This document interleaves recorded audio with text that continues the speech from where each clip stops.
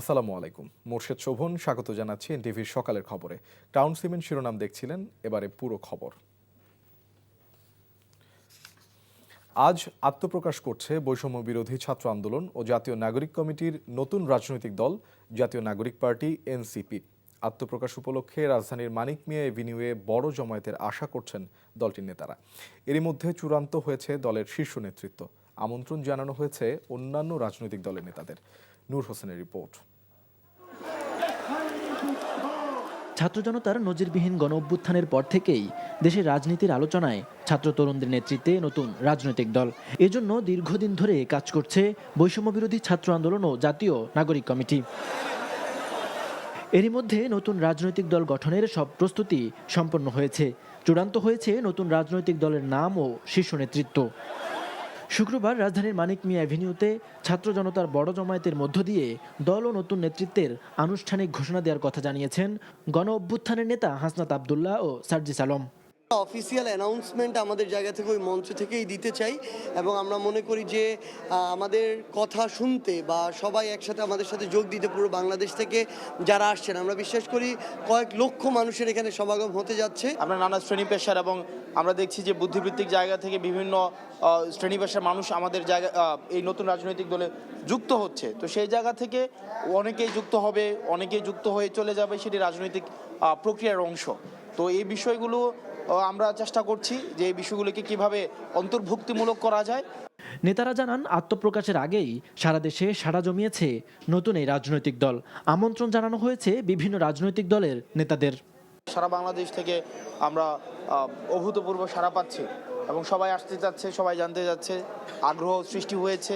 কারণ আমরা দেখেছি যে এই দল নিয়ে সবার মধ্যে একটা আগ্রহ রয়েছে। এই যে একটা অভূতপূর্ব সারা পুরো বাংলাদেশ থেকে আমরা তাদের এই প্রত্যাশার যে পারদ সেটাকে সবসময় বজায় রেখে সততা, ন্যায়, দেশপ্রেম এগুলোকে সামনে রেখে দেশ এবং দেশের মানুষের প্রায়োরিটি সবার আগে রেখে আমরা কাজ করে যাব।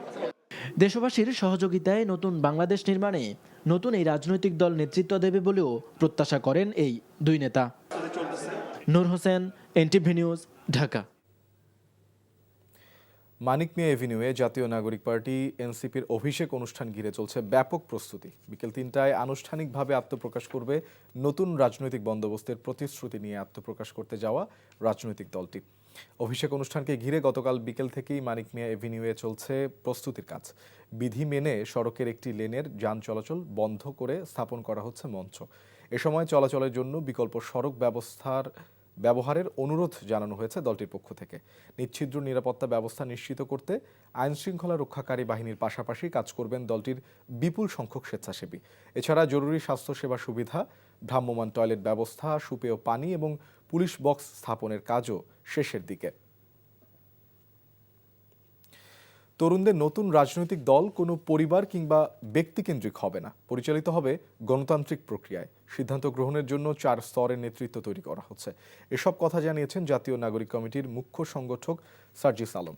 এনটিভির সাথে একান্ত আলাপে তিনি জানান, নতুন এই দলটি চলবে কর্মীদের চাঁদার পাশাপাশি জাতীয় এবং আন্তর্জাতিকভাবে তহবিল গঠনের মাধ্যমে। রিপোর্টে আরও জানাচ্ছেন মুকসিমুল আহসান। ২৪-এর গণ অভ্যুত্থানের মধ্য দিয়ে ফ্যাসিবাদ মুক্ত নতুন বাংলাদেশ গঠনের আকাঙ্ক্ষার সৃষ্টি হয় এদেশের মানুষের মাঝে। বিশেষ করে অভ্যুত্থানের নেতৃত্বে থাকা সংগঠকরা ফ্যাসিবাদের পতন এবং নতুন রাজনৈতিক বন্দোবস্তের লক্ষ্যে প্রথমে জাতীয় নাগরিক কমিটি গঠন করে। শুক্রবার তারই ধারাবাহিকতায় নতুন রাজনৈতিক দলের আত্মপ্রকাশ ঘটতে যাচ্ছে। এ নিয়ে জাতীয় নাগরিক কমিটির মুখ্য সংগঠকের কাছে প্রশ্ন ছিল, অন্য রাজনৈতিক দলের সাপেক্ষে নতুন দলের মৌলিকত্ব বা বিশেষত্ব কি থাকবে? আমাদের দলের সবচেয়ে গুরুত্বপূর্ণ বৈশিষ্ট্য এটা হচ্ছে যে এই নতুন রাজনৈতিক দলটি হতে যাচ্ছে তরুণ প্রজন্মের নেতৃত্বে। এই রাজনৈতিক দলে একটি গণতান্ত্রিক চর্চা থাকবে এবং ব্যক্তি কেন্দ্রিক, তার পরিবার কেন্দ্রিক যে পরিচালনা, এটি হওয়ার সুযোগ নেই। যে কেউ যদি আমার চেয়ে নেতৃত্বের জায়গায় বিভিন্ন প্যারামিটার যোগ্য হয়, আমার প্রস্তুত থাকতে হবে তাকে ওই জায়গাটি ছেড়ে দিতে। মাঠ পর্যায়ে নেতাকর্মীরা কলুর বলদের মতো খাটতো, কিন্তু দিন শেষে ওই স্বপ্নটা দেখতে পারতো না যে সে একজন এমপি হবে। তো এই পথটা আমাদের এখানে সবসময় খোলা থাকবে। 16 বছরে অনেকেই অনেকভাবে চেষ্টা করে যে খুনি হাসিনাকে উৎখাত করতে পারেনি, সেটা তারা করতে পেরেছে। এই জায়গায় এই তরুণ প্রজন্মের নেতৃত্বে রাজনৈতিক যে দলটি হতে যাচ্ছে, সেই দলটি এক্সক্লুসিভ। নতুন রাজনৈতিক দলের আহ্বায়ক কমিটির কাঠামো এবং পরবর্তীতে কোন প্রক্রিয়ায় পূর্ণাঙ্গ কমিটি গঠন করা হবে তারও ধারণা দেন তিনি। একজন আহ্বায়ক থাকবে, একজন আমাদের এখানে সদস্য সচিব থাকবে, একজন বা একাধিক হতে পারে, মুখ্য সংগঠক থাকবে, যেখানে মুখপাত্র থাকতে পারে, সিনিয়র যুগ্ম আহ্বায়ক, সিনিয়র যুগ্ম সদস্য সচিব বা যুগ্ম আহ্বায়ক সদস্য সচিব, এই পদগুলো থাকবে, দপ্তর সম্পাদক, কোষাধ্যক্ষ। এই আহ্বায়ক কমিটিটা আগে ঘোষণা করতে চাই, এরপরে আমরা আমাদের ডিসিশন মেকিংয়ের জন্য 1 লেয়ারে, 2 লেয়ারে, 3 লেয়ার, ইভেন 4 লেয়ারও হতে পারে আমাদের এই আহ্বায়ক কমিটিকে সাজাতে পারি। যত দ্রুত সময় সম্ভব হয় আমরা একটা কাউন্সিলের দিকে যাব। এ সময় সার্জিসের কাছে প্রশ্ন ছিল নতুন দল পরিচালনায় আয় ব্যয়ের হিসেব এবং অর্থের উৎস কি হবে। আমরা আমাদের রাজনৈতিক দলের জন্য একটা ফাউন্ডেশন করেছি, যে এই ফাউন্ডেশনে ন্যাশনালি এবং ইন্টারন্যাশনালি এই যে ফান্ডিংটি সেটি আসা শুরু করবে খুব অল্প সময়ের মধ্যে। দল ঘোষণার সাথে সাথে যারা আমাদের মানুষ রয়েছে তাদের আসলে এগিয়ে আসুক, তারা আমাদেরকে এই সহযোগিতা করুক, আমরা এটা চাই। আমাদের এখানে প্রত্যেক সেন্ট্রাল সদস্য তাদের জায়গা থেকে প্রতি মাসে চাঁদা দেয়, আমাদেরও দিতে হয়, তারা তাদের জায়গা থেকে সহযোগিতা করে। এভাবেই এখন পর্যন্ত চলে যাচ্ছে। এখন এটা এভাবে গেলেও আমরা রাজনৈতিক দল ঘোষণা এবং তার পরবর্তী সময় আমাদের স্পষ্ট একটা পলিসি থাকবে। আমরা আমাদের জায়গা থেকে এই অন্তত অর্থনৈতিক স্বচ্ছতার বিষয়টি সবার সামনে নিয়ে এসে নতুন একটা উদাহরণ সৃষ্টি করতে চাই। একই সঙ্গে জাতীয় নাগরিক কমিটির মুখ্য সংগঠক জানান যৌক্তিক সমালোচনার আলোকে নিজেদের সংশোধনের মানসিকতা নতুন দলের নেতাদের মধ্যে আছে। তরুণ প্রজন্মের দেশপ্রেম, সাহস এবং ইতিবাচক পরিবর্তনের মানসিকতাই হবে নতুন রাজনৈতিক দলের মূল শক্তি। Muksimul Hasan, NTV news, Dhaka. ফ্যাসিস্টদের দোসর ও দেশের শত্রুরা গণঅভ্যুত্থানের অর্জনকে নৎসাৎ করার চক্রান্ত করছে উল্লেখ করে ইস্পাত কঠিন ঐক্যের মাধ্যমে তা প্রতিহত করতে সবার প্রতি আহ্বান জানিয়েছেন বিএনপি চেয়ারপারসন বেগম খালেদা জিয়া। প্রতিহিংসা প্রতিশোধ ভুলে দেশকে উন্নত, বাসযোগ্য ও গণতান্ত্রিক রাষ্ট্র হিসেবে গড়ে তুলতে দেশবাসীর প্রতি আহ্বানও জানান তিনি। বিএনপির বর্ধিত সভায় লন্ডন থেকে ভার্চুয়ালি যুক্ত হয়ে এসব বলেন বেগম খালেদা জিয়া। ইমরুল হাসানের রিপোর্ট। প্রায় 6.5 মাস পর রাজনৈতিক কর্মসূচিতে বক্তব্য রাখলেন সাবেক প্রধানমন্ত্রী ও বিএনপি চেয়ারপারসন বেগম খালেদা জিয়া। উপলক্ষ দলের বর্ধিত সভা। ফ্যাসিস্ট মুক্ত বাংলাদেশে দীর্ঘদিন পর কেন্দ্র ও তৃণমূলের নেতারা একত্রিত হতে পেরেছে উল্লেখ করে ফ্যাসিবাদ বিরোধী আন্দোলন ও জুলাই আগস্টের গণ অভ্যুত্থানে যারা শহীদ হয়েছেন তাদের প্রতি শ্রদ্ধা জানান তিনি। বেগম জিয়া বলেন, চিকিৎসার জন্য যুক্তরাজ্যে অবস্থান করলেও সবসময় তিনি দেশের মানুষ ও দলের নেতাকর্মীদের পাশেই আছেন। দ্রুত গণতান্ত্রিক ব্যবস্থায় ফিরতে অন্তর্বর্তীকালীন সরকারের প্রতি আহ্বান জানান তিনি। দেশ আজ এক সংকটময় সময় অতিক্রম করছে। আপনাদের এবং ছাত্রদের সমন্বিত আন্দোলনের ফলে ফ্যাসিস্ট শাসকেরা বিদায় নিয়েছে। একটা অন্তর্বর্তীকালীন সরকার গঠিত হয়েছে। তাদের কাছে জনগণের প্রত্যাশা রাষ্ট্র মেরামতের ন্যূনতম সংস্কার দ্রুত সম্পন্ন করে গণতান্ত্রিক ব্যবস্থায় ফিরে যাওয়ার জন্য সকলের কাছে গ্রহণযোগ্য একটি নির্বাচন অনুষ্ঠান সম্পন্ন করা। বেগম জিয়া বলেন, ছাত্র জনতার গণ অভ্যুত্থানের অর্জনকে নস্যাৎ করার চক্রান্ত অব্যাহত রয়েছে। এ বিষয়ে সবার ঐক্য ধরে রাখার আহ্বান জানান তিনি। এখনো ফ্যাসিস্টদের দোসররা এবং বাংলাদেশের শত্রুরা গণ অভ্যুত্থানের মাধ্যমে প্রাপ্ত অর্জনকে নস্যাৎ করার জন্য গভীর চক্রান্তে লিপ্ত রয়েছে। ইস্পাত কঠিন ঐক্যের মাধ্যমে জনগণকে সঙ্গে নিয়ে এবং চক্রান্তকে ব্যর্থ করে দিতে হবে এবং এত ত্যাগের বিনিময়ে প্রাপ্ত এই অর্জনকে সুসংগত এবং ঐক্যকে আরো বেগবান করি। সর্বস্তরের মানুষ, বিশেষ করে তরুণ সমাজ আজ এক ইতিবাচক গণতান্ত্রিক পরিবর্তনের জন্য উন্মুখ হয়ে আছে।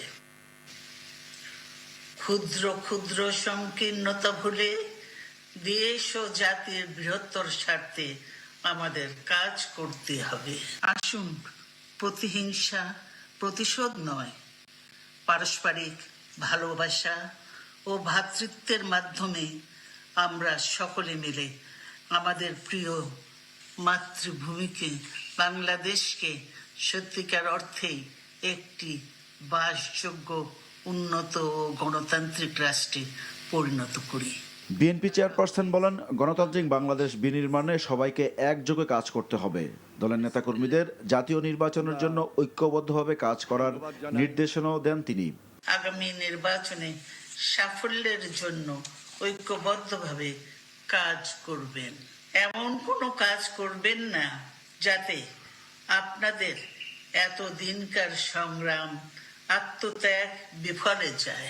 আসুন জনগণকে সম্পৃক্ত করে বাংলাদেশ জাতীয়তাবাদী দলকে পূর্বের ন্যায় আন্দোলন, সংগ্রাম ও রাষ্ট্র পরিচালনায় নেতৃত্ব প্রদানে আরও ঐক্যবদ্ধ এবং সুসংহতভাবে গড়ে তুলি।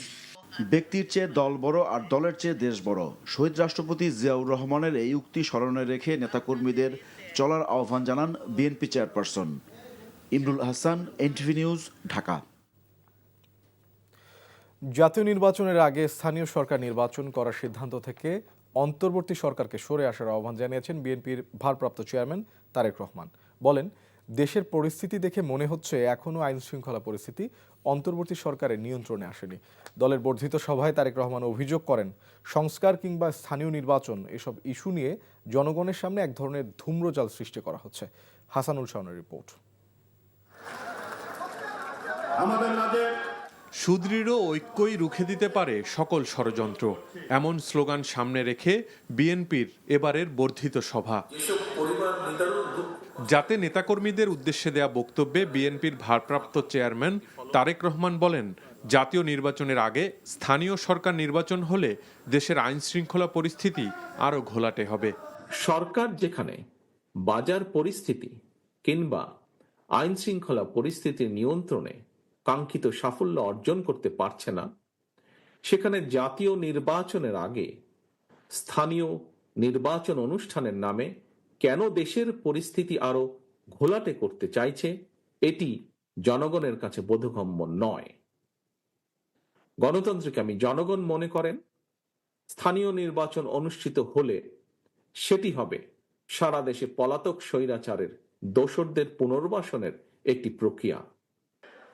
রক্তক্ষয়ী গণ অভ্যুত্থানে ফ্যাসিস্ট হাসিনা দেশ ছেড়ে পালানোর পর বাংলাদেশ পুনর্গঠনের সম্ভাবনার দ্বার উন্মুক্ত হয়েছে উল্লেখ করে তারেক রহমান বলেন, এই সুযোগ এবং সম্ভাবনা নস্যাৎ করতে এরই মধ্যে নানা রকম ষড়যন্ত্র শুরু হয়েছে। বিএনপির বিরুদ্ধে ষড়যন্ত্রকারীরাও কিন্তু থেমে নেই, তাদের চক্রান্ত থেমে নেই। সুতরাং এই চক্রান্তকারীদের মোকাবেলা করে কিভাবে দলকে আরো শক্তিশালী এবং সুসংহত করা যায়, আমি আশা করি আপনাদের আলোচনায় সেই সম্পর্কেও সুনির্দিষ্ট প্রস্তাব থাকবে। এছাড়া রাষ্ট্র ও রাজনীতিতে সংস্কার একটি ধারাবাহিক প্রক্রিয়া উল্লেখ করে তিনি বলেন, বিএনপি সবসময়ই সংস্কারের পক্ষে। সরকারের নিরপেক্ষতা নিয়ে ইতিমধ্যেই জনমনে সন্দেহ, সংশয় সৃষ্টি হয়েছে। নিজেদের নিরপেক্ষতা বজায় রাখতে আমি বাংলাদেশ জাতীয়তাবাদী দলের পক্ষ থেকে অন্তর্বর্তীকালীন সরকারের প্রতি আরো সতর্কতা অবলম্বনের আহ্বান জানাই। জাতীয় ঐক্য ও জাতীয় নির্বাচনের পরিবেশ বিনষ্টের সকল চক্রান্তের বিরুদ্ধে দেশের মানুষকে সতর্ক থাকার আহ্বান জানান বিএনপির ভারপ্রাপ্ত chairman Tarique Rahman. Hasanul Shawon, NTV news, Dhaka. বেক্সিমকোকে ব্যাংক ঋণ দেবার সাথে জড়িতদের আইনের আওতায় আনা হবে, আর কেউ বিদেশে থাকলে প্রয়োজনে পাসপোর্ট বাতিল করা হবে বলে জানিয়েছেন শ্রম উপদেষ্টা এম সাখাওয়াত হোসেন। বৃহস্পতিবার দুপুরে সচিবালয়ের সংবাদ সম্মেলনে সব বলেন তিনি। আর বেক্সিমকোর বন্ধ হওয়া 14টি কারখানায় 33,000 কর্মী ও কর্মকর্তার পাওনা মেটাতে প্রয়োজনীয় 525 কোটি 46 লাখ টাকা দিচ্ছে সরকার। পরিশোধ শুরু হবে 9 মার্চ থেকে। রিপোর্ট করছেন রোকন উদ্দিন। গাজীপুরের সারাব এলাকার বেক্সিমকো ইন্ডাস্ট্রিয়াল পার্কের টেক্সটাইলস অ্যান্ড অ্যাপারেলস বিভাগের 14টি কারখানা সম্পূর্ণভাবে বন্ধ ঘোষণা করা হয়েছে। কারখানাগুলোতে 31,669 জন কর্মী ও 1,565 জন কর্মকর্তা কাজ করতেন। আইন অনুযায়ী তাদের মোট পাওনা 552 কোটি 46 লাখ টাকা। বৃহস্পতিবার সচিবালয়ে আয়োজিত সংবাদ সম্মেলনে এসব জানিয়ে শ্রম উপদেষ্টা বলেন, 9 মার্চ থেকে এই পাওনা দেয়া শুরু হবে। অর্থ বিভাগের ব্যয় খাত হতে 325 কোটি ও 46 লক্ষ টাকা ওনারা দিচ্ছেন। শ্রম মন্ত্রণালয় থেকে লোন হিসাবে আমরা দিচ্ছি 200 কোটি, এবং যেটা বাংলাদেশ ব্যাংকের গভর্নর সাহেব বলেছেন the moment it money is drawn, ওই সময় টাকাটা উনি রিপ্লেস করে দেবেন। এ সময় সাংবাদিকদের প্রশ্ন ছিল কর্মসংস্থান হারানোদের বিষয়ে সরকারের চিন্তা ভাবনা কি। আল্লাহ তাআলা রিজিক দেওয়ার মালিক, ডোন্ট ওয়ারি, কিছু না কিছু হবে, আমরা তো চেষ্টা করছি। আবার বাংলাদেশ ব্যাংকের পক্ষ থেকে জানানো হয়েছে 16টি ব্যাংক ও 7টি আর্থিক প্রতিষ্ঠানের কাছে বেক্সিমকোর 78টি প্রতিষ্ঠানের দায় 50,000 কোটি টাকা। তার মধ্যে খেলাপি হয়েছে প্রায় 32,000 কোটি টাকা এক জনতা ব্যাংকেই, যার পরিমাণ 23,557 কোটি টাকা। এর সাথে সংশ্লিষ্টদের কোনো ছাড় নয় বলে জানান শ্রম উপদেষ্টা। যারা ইনভলভ এই টাকা দেওয়ার পিছনে প্রত্যেকের বিরুদ্ধে ইনকোয়ারি হবে এবং প্রত্যেকের বিরুদ্ধে মামলা করতে হবে। বিদেশে যারা গেছে তারা যদি আসবে ফেস, অথবা ওইখানেই থাকবে এবং নন গাটা হয়ে লোকজন আটকা পড়বে। আমি জানি না কী হবে। আই হ্যাভ অলরেডি আস্কড আপনার স্বরাষ্ট্র মন্ত্রণালয় যে দরকার ওদের পাসপোর্ট বাতিল করবেন। সাবেক সেনা কর্মকর্তা হিসেবে সেনাপ্রধানের সাম্প্রতিক বক্তব্যের বিষয়ে জানতে চাইলে কোনো মন্তব্য করতে রাজি হননি ডক্টর সাখোয়াত। যা বলার মানুষের মুখের উপর বলার মতো লোক, হ্যাঁ। So I have lot of respect for him.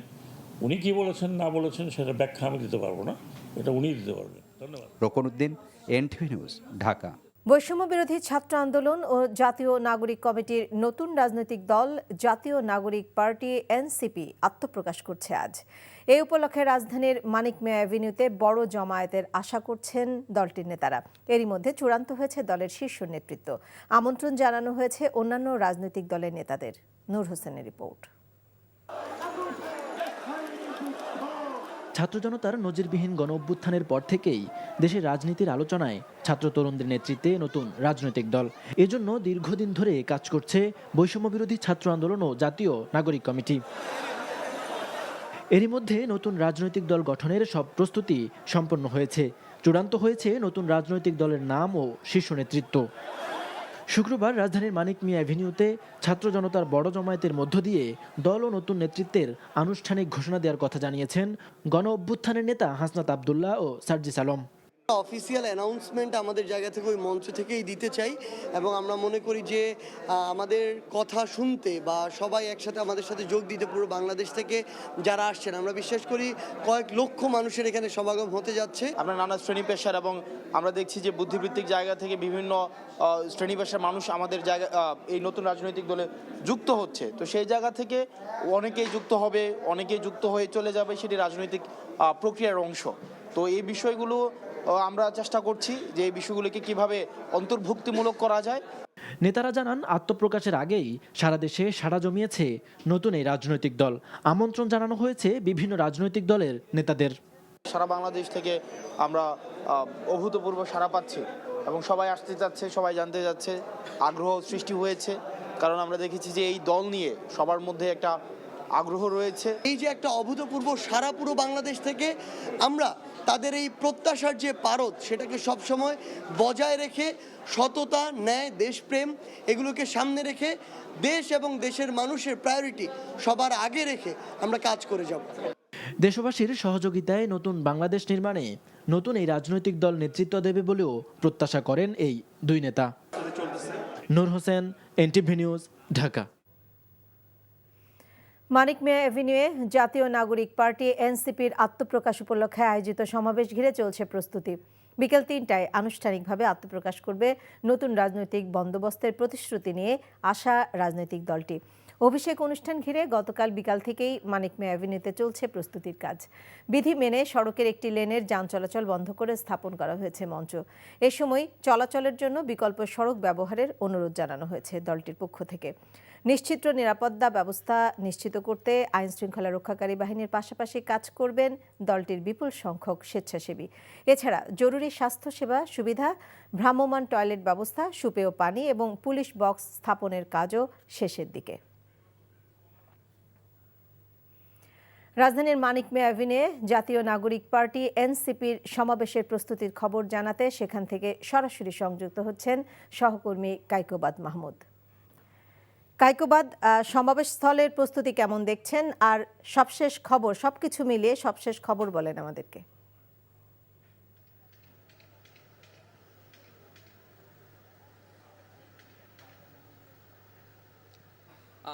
আমি যেখানে আছি এখানেই কিন্তু আর কয়েক ঘন্টা পরে কিন্তু জাতীয় নাগরিক কমিটির আত্মপ্রকাশ, যে নতুন একটি রাজনৈতিক দলে যে আত্মপ্রকাশ অনুষ্ঠান, তা কিন্তু অনুষ্ঠিত হবে, আনুষ্ঠানিকভাবে ঘোষণা আসবে।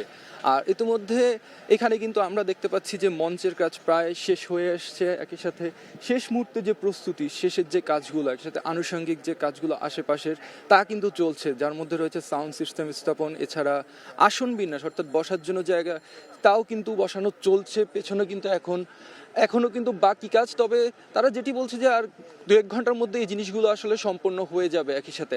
আর আমরা কিন্তু দেখতে পাচ্ছি যে গতকাল যে কাজ শুরু হয়েছে তার কিন্তু বিরাম নেই। সকাল থেকে আমরা দেখতে পাচ্ছি ভলান্টিয়ারদের কাজ কিন্তু চলছে। তারা কিন্তু সর্বতোভাবে চেষ্টা করছে যে আজকের অনুষ্ঠানটি, যে নতুন রাজনৈতিক দলের আত্মপ্রকাশ অনুষ্ঠান, তা যাতে নির্বিঘ্নে করা যায়, যতটুকু নির্বিঘ্নে করা যায় তা কিন্তু তারা চেষ্টা চালিয়ে যাচ্ছে। আর যতটুকু আমরা এখানে এখন পর্যন্ত জানতে পেরেছি, নতুন দলের কিন্তু আহ্বায়ক হচ্ছেন নাহিদ ইসলাম, এছাড়া সদস্য সচিব পদে আছেন কিন্তু আখতার হোসেন।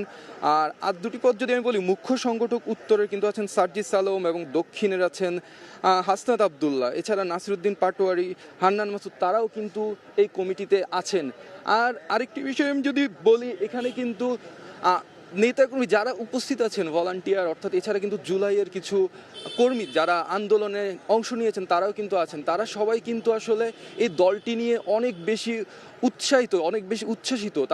তাদের কিন্তু প্রত্যাশা যে নতুন রাজনৈতিক বন্দোবস্তের কথা বলা হচ্ছিল আন্দোলনের সময় থেকে, তা কিন্তু এই জাতীয় নাগরিক পার্টির মাধ্যমে কিন্তু তারা পেতে যাচ্ছেন বলে কিন্তু তারা এখন পর্যন্ত কিন্তু তারা আশাবাদী। এছাড়া আমি যদি একটু পিছনের কথা বলি, তাহলে যদি বলতে হয়, আগস্ট মাসে আন্দোলন শুরুর পর থেকেই কিন্তু, অর্থাৎ আওয়ামী লীগের সরকারের পতনের পর থেকে কিন্তু একটি গুঞ্জন ছিল যে একটি নতুন রাজনৈতিক দলের। আর ডিসেম্বরের মধ্যে কিন্তু সেটি জানা যায় যে খুব শীঘ্রই আসতে যাচ্ছে, এবং ফেব্রুয়ারিতে কিন্তু তারা আনুষ্ঠানিকভাবে ঘোষণা দেয় যে একটি রাজনৈতিক দল আসতে যাচ্ছে। আর তা কিন্তু আজ, অর্থাৎ 28 ফেব্রুয়ারি বিকেল 3টায় তাদের কিন্তু আনুষ্ঠানিকভাবে যাত্রা শুরু করার কথা রয়েছে এখন পর্যন্ত। আর কয়েক ঘন্টা পর আত্মপ্রকাশ করতে যাচ্ছে বৈষম্য বিরোধী ছাত্র আন্দোলন ও জাতীয় নাগরিক কমিটির নতুন রাজনৈতিক দল জাতীয় নাগরিক পার্টি এনসিপি। এই উপলক্ষে রাজধানীর মানিক মিয়া অ্যাভিনিউতে বড় জমায়েতের আশা করছেন দলটির নেতারা। এরই মধ্যে চূড়ান্ত হয়েছে দলের শীর্ষ নেতৃত্ব। আমন্ত্রণ জানানো হয়েছে অন্যান্য রাজনৈতিক দলের নেতাদেরও। নূর হোসেনের রিপোর্ট। ছাত্র জনতার নজিরবিহীন গণ অভ্যুত্থানের পর থেকেই দেশের রাজনীতির আলোচনায় ছাত্র তরুণদের নেতৃত্বে নতুন রাজনৈতিক দল।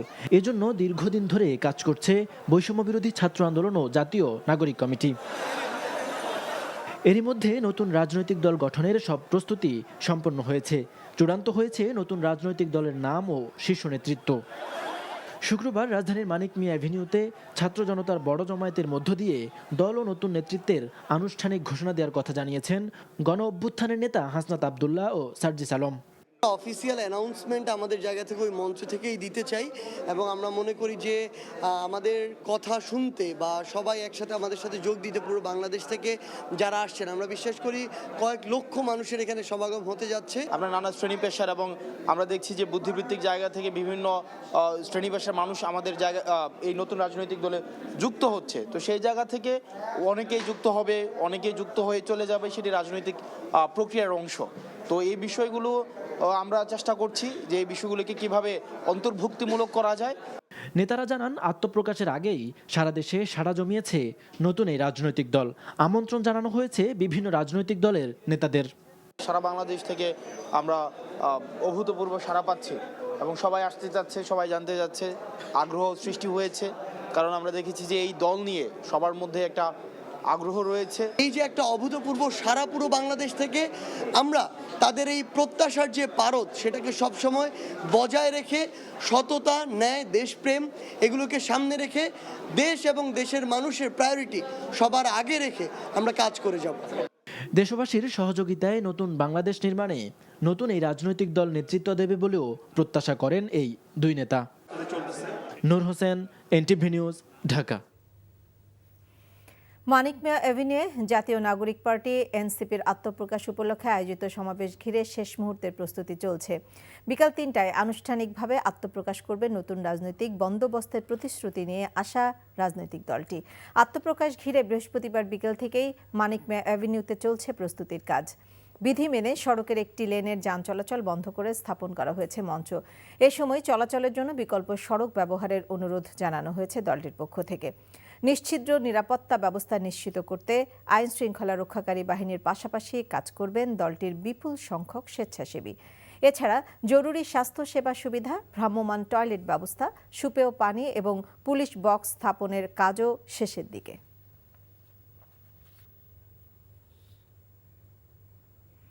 রাজধানীর মানিক মিয়া এভিনিউয়ে জাতীয় নাগরিক পার্টি এনসিপির সমাবেশের প্রস্তুতির খবর জানাতে সেখান থেকে সরাসরি সংযুক্ত হচ্ছেন সহকর্মী কায়কোবাদ মাহমুদ। কায়কোবাদ, সমাবেশস্থলে কি লোকজন আসতে শুরু করেছেন? সবকিছু মিলিয়ে আপনার কাছে সর্বশেষ অবস্থা জানান।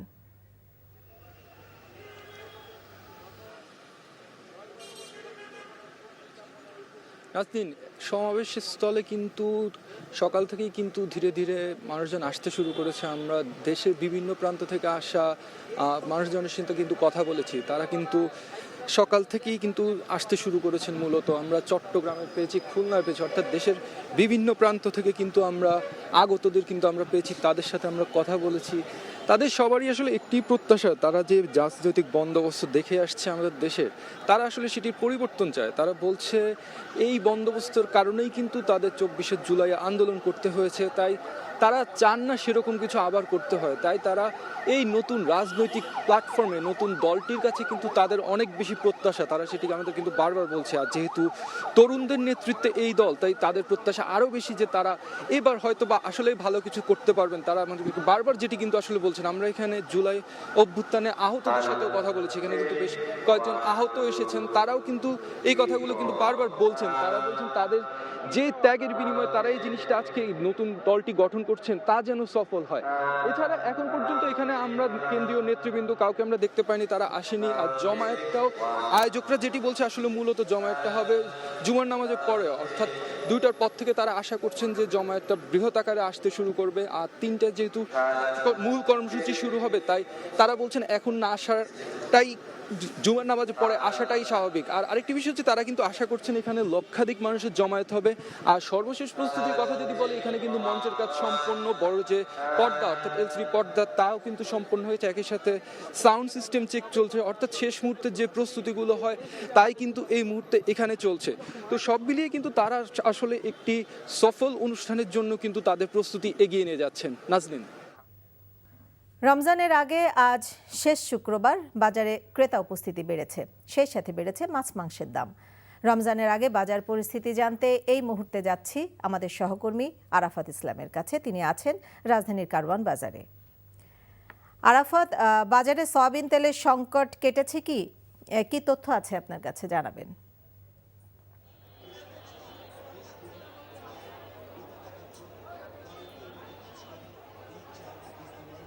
তেল নিয়ে তেলেস্মাতি যেন থামছেই না। আমরা বিগত প্রায় 2 মাস ধরে দেখছি বাজারে ভোজ্য তেলের একটি সরবরাহের ঘাটতির কারণে কৃত্রিম সংকট তৈরি হয়েছে। যেটি আশা করেছিলেন ভোক্তারা যে রমজানকে কেন্দ্র করে হয়তো এই পরিস্থিতি স্বাভাবিক হবে, তবে আজকে আমরা বাজার ঘুরে যেটি দেখতে পেয়েছি এখনও কিন্তু সরবরাহ স্বাভাবিক হয়নি। এবং যারা ডিলার পর্যায়ে রয়েছেন, পাইকারি বিক্রেতা যারা রয়েছেন, তারা বলছেন মিলগেট থেকে তাদেরকে তেল দেওয়া হচ্ছে না। এবং সার্বিক বাজার পরিস্থিতি বিশ্লেষণ করলে এখন পর্যন্ত অস্বস্তির কারণ মূলত ভোজ্য তেল, যেহেতু ভোজ্য তেল বাজারে নেই। এবং অনেকাংশে দেখা যাচ্ছে যে অনেকেই বোতলজাত যে সয়াবিন তেল সেটি ড্রামে ঢেলে খোলা সয়াবিন তেল হিসেবে কিন্তু বিক্রি করছে। অপরদিকে যদি জানিয়ে রাখি, রমজানের আর মাত্র একদিন বাকি। স্বাভাবিকভাবেই হচ্ছে রমজানকে কেন্দ্র করে চাহিদা বেড়ে যায়। আমরা দেখতে পেয়েছি যে মুরগির দাম, যেটি ব্রয়লার মুরগি, সেটি কেজিতে 10 টাকা পর্যন্ত বৃদ্ধি পেয়েছে। অপরদিকে গরুর মাংসের দাম কেজিতে 30 থেকে 50 টাকা পর্যন্ত বৃদ্ধি পেয়েছে, 780 টাকা কেজিতে বিক্রি হচ্ছে। এবং অন্যান্য মহল্লার দোকানগুলোতে কিন্তু আমরা 800 টাকা কেজি পর্যন্ত গরুর মাংসের দাম দেখতে পাচ্ছি। এর পাশাপাশি খাসির মাংস গত সপ্তাহে যেটি 1200 টাকা কেজি ছিল, সেটি এ সপ্তাহে এসে 1300 টাকা কেজি পর্যন্ত বিক্রি করছে। এবং রমজান কেন্দ্রিক যে সকল নিত্যপণ্যগুলো রয়েছে সেগুলো কিন্তু এখন পর্যন্ত অনেকটা স্থিতিশীল রয়েছে বলা যেতে পারে। ছোলা, খেজুর, চিনি থেকে শুরু করে অন্যান্য যে সকল পণ্য সেগুলো স্বাভাবিক রয়েছে। অপরদিকে যদি সবজির কথা বলি তাহলে আমরা যেটি দেখতে পেয়েছি লেবুর দাম সেটি অস্বাভাবিক দাম বৃদ্ধি পেয়েছে ইতিমধ্যেই 80 টাকা থেকে 100 টাকা পর্যন্ত হালিতে দাম বৃদ্ধি পেয়েছে। এছাড়া শসা, টমেটো এবং গাজর সেগুলোর দাম কমেছে, গত সপ্তাহের তুলনায় 20 টাকা কেজিতে বিক্রি করছে এবং আলু এবং পেঁয়াজের দাম স্থিতিশীল রয়েছে। সব মিলে এই ছিল আমার কাছে রমজান শুরুর আগে সপ্তাহের শেষ শুক্রবার যেটি তার বাজার দর সর্বশেষ আপডেট। জানছিলাম আজকের বাজার দরের সবশেষ তথ্য। গণতন্ত্র সূচক 2024-এর সবচেয়ে বেশি অবনতি ঘটেছে বাংলাদেশের। 2023 সালের তুলনায় 2024 সালে 25 ধাপ পিছিয়েছে। 165 দেশ ও 2টি অঞ্চলের মধ্যে বাংলাদেশের এবারের অবস্থান 100তম। বৃহস্পতিবার নিজেদের ওয়েবসাইটে গণতন্ত্র সূচক 2024 প্রকাশ করেছে লন্ডন ভিত্তিক the economist intelligence unit EIU। প্রতিবেদনে বলা হয় 2023 সালের মতো 2024 সালেও বাংলাদেশ হাইব্রিড শাসন ব্যবস্থায় ছিল, যে কোনো সময় কর্তৃত্ববাদী শাসন ব্যবস্থায় নেমে যাওয়ার ঝুঁকিতে ছিল। বাংলাদেশের সবচেয়ে দীর্ঘ সময়ে স্বৈরাচারী শাসক ছিলেন ক্ষমতাচ্যুত শেখ হাসিনা। তার ক্ষমতাচ্যুতির পর গণতন্ত্র পুনর্নির্মাণ একটি বড় কাজ হলেও বাংলাদেশের জন্য আশাবাদ ব্যক্ত করা হয় প্রতিবেদনে। বিশ্ব গণতন্ত্র সূচকে শীর্ষস্থানে রয়েছে নরওয়ে। ডায়াবেটিক সচেতনতা দিবস উপলক্ষে বাংলাদেশ ডায়াবেটিক সমিতির উদ্যোগে আজ রাজধানীর বারডেম হাসপাতালের অডিটোরিয়ামে আলোচনা সভার আয়োজন করা হয়। এবারের প্রতিপাদ্য ডায়াবেটিস ঝুঁকি জানুন, শনাক্ত করুন, পদক্ষেপ নিন। এ সময় বাংলাদেশ ডায়াবেটিক সমিতির সভাপতি ও জাতীয় অধ্যাপক AK আজাদ খান বলেন, ডায়াবেটিস কোনো জটিল রোগ নয়। সঠিক খাদ্যাভ্যাস ও ঝুঁকি বিবেচনায় নিয়ে এ রোগ সম্পর্কে সচেতনতা বাড়াতে হবে। এছাড়াও ডায়াবেটিস নিয়ে রোগীদের নানা প্রশ্নের উত্তর দেন বিশেষজ্ঞ চিকিৎসকরা। স্তন ক্যান্সারের চিকিৎসা, প্রতিরোধ, গবেষণা উৎসাহিত করতে দিনব্যাপী আয়োজন করা হয়েছে ৫ম আন্তর্জাতিক বাংলাদেশ ব্রেস্ট ক্যান্সার সম্মেলন। রাজধানীর একটি 5 তারকা হোটেলে দেশি বিদেশি চিকিৎসকদের অংশগ্রহণে এই সম্মেলনের আয়োজন করা হয়। যুক্তরাষ্ট্র সহ এশিয়ার বিভিন্ন দেশের বিশেষজ্ঞ চিকিৎসকরা স্তন ক্যান্সারের ঝুঁকি ও এ রোগ থেকে বাঁচতে করণীয় সম্পর্কে আলোচনা করছেন। এছাড়াও রোগীদের প্রাথমিক অবস্থায় রেডিওথেরাপি চিকিৎসার করণীয় সম্পর্কে আলোচনা করেন দেশ বিদেশের বিশেষজ্ঞ চিকিৎসকরা। স্তন ক্যান্সার নিয়ে আতঙ্কিত না হয়ে দ্রুত চিকিৎসা নেয়ার পরামর্শ দেন তারা। কিছুক্ষণের মধ্যে আনুষ্ঠানিক ঘোষণা আসছে তরুণদের নেতৃত্বে নতুন রাজনৈতিক দল জাতীয় নাগরিক পার্টির। পূর্ব ঘোষণা অনুযায়ী বেলা 3টায় রাজধানীর মানিক মিয়া এভিনিউয়ে এই ঘোষণা দেয়া হবে। চূড়ান্ত হয়েছে দলের শীর্ষ নেতৃত্ব। অনুষ্ঠানে যোগ দিতে রাজধানীর বাইরে থেকেও আসছেন জাতীয় নাগরিক কমিটি, বৈষম্য বিরোধী ছাত্র আন্দোলনের নেতাকর্মী সহ সাধারণ মানুষজন। রিপোর্ট কায়কোবাদ মাহমুদের। বাংলাদেশের রাজনৈতিক প্রেক্ষাপটে যুক্ত হতে যাচ্ছে নতুন রাজনৈতিক দল জাতীয় নাগরিক পার্টি। তরুণদের এই দলের আনুষ্ঠানিক এই ঘোষণার সাক্ষী হতে শুক্রবার সকাল থেকেই মানিক মিয়া এভিনিউয়ে আসতে শুরু করেন জাতীয় নাগরিক কমিটি ও বৈষম্য বিরোধী ছাত্র আন্দোলনের সদস্যরা। জুলাই অভ্যুত্থানের অংশগ্রহণকারীরাও আসছেন, দিচ্ছেন নানান স্লোগান। আয়োজনের প্রস্তুতি সম্পন্ন, সবার অপেক্ষা নতুন দলের আনুষ্ঠানিক ঘোষণার। আমাদের জায়গা থেকে আমাদের একটা প্রিপারেশন আছে, আমরা একটা প্ল্যান প্রোগ্রাম অনুযায়ী আগাচ্ছি। আপনারা দেখতে পাচ্ছেন আমরা চারদিক থেকে সব ধরনের ব্যবস্থা নিয়েছি। একটা মানে সুন্দর প্রোগ্রাম বাস্তবায়নের জন্য যে ধরনের প্রস্তুতিগুলো দরকার হয় সেই প্রস্তুতিগুলো আমরা নেওয়ার চেষ্টা করেছি এবং অন্যান্য প্রোগ্রামগুলোতে যে ধরনের ত্রুটি থাকে সেগুলোকে আমরা আমলে নিয়ে সেইগুলো যাতে না হয় সেটার ব্যাপারে প্রস্তুতি নিয়েছি। অনুষ্ঠানস্থলের নিরাপত্তা নিশ্চিত করতে আইন শৃঙ্খলা বাহিনী সহায়তা করছে বলে জানান আয়োজকরা। নিরাপত্তা দেওয়ার জন্য আমরা বাংলাদেশ পুলিশের কাছে সহযোগিতা চেয়েছি। ডিএমপি আমাদেরকে অবহিত করেছেন যে তারা সহযোগিতা করবেন, শৃঙ্খলার বিষয়টা তারা দেখবেন। সেই সাথে এই অগণিত মানুষ, লক্ষাধিক মানুষের এখানে আমরা ফার্স্ট এইড ট্রিটমেন্ট রেখেছি। সেই সাথে ভ্রাম্যমান টয়লেট রাখা হয়েছে যেন কারো কোনো প্রবলেম না হয়। সেই সাথে আপনার সুপেয় পানির ব্যবস্থা করা হয়েছে। অনুষ্ঠানে অংশ নিতে আসা জুলাই আন্দোলনে অংশগ্রহণকারীদের আশা নতুন দলটি পূরণ করবে দেশের মানুষের প্রত্যাশা। নতুন নেতৃত্ব আসছে, সেই নেতৃত্ব আগামী জাতীয় নির্বাচনে দেশের এবং মানুষের জন্য কাজ করবে, এটাই প্রত্যাশা করছি। মুখিয়ে চেয়ে আছি যে নতুন দল কী ধরনের ঘোষণাগুলো দিবে এবং সেগুলো আমরা শুনবো এবং সারা বাংলাদেশে আমরা যত স্টুডেন্ট আছি তারা যাতে সেইটা এবং ন্যায্যভাবে পালন করতে পারি। নির্বাচনে একটা প্রতিযোগিতামূলক যাতে হয়, তার কারণে নতুন রাজনৈতিক দল জনগণের প্রত্যাশা পূরণের চেষ্টা করবে এই রাজনৈতিক দলটা। সকলের হেল্প, দোয়া, নিজেদের কঠোর পরিশ্রম দিয়ে আশা করি নতুন একটা বাংলাদেশ আমরা উপহার দিতে পারবো। এরই মধ্যে দলটির শীর্ষ ৭ পদ চূড়ান্ত হয়ে গেছে। অনুষ্ঠানে অংশ নিতে বিএনপি, জামায়াত সহ বিভিন্ন রাজনৈতিক দলকেও আমন্ত্রণ জানানো হয়েছে। Kaikobad Mahmud, NTV news, Dhaka. রাজধানীর মানিক মিয়া এভিনিউয়ে জাতীয় নাগরিক পার্টি এনসিপির সমাবেশের প্রস্তুতির খবর জানতে সেখান থেকে সরাসরি আমাদের সাথে যুক্ত হচ্ছেন সহকর্মী নূর হোসেন। নূর, সমাবেশ ঠিক কখন শুরু হবে আর কোন কোন রাজনৈতিক দল তাদের আমন্ত্রণ পেয়ে এসেছেন এবং কারা এই দলের নেতৃত্বে আসতে পারেন সে সম্পর্কে আপনার কাছে কি কোনো তথ্য আছে?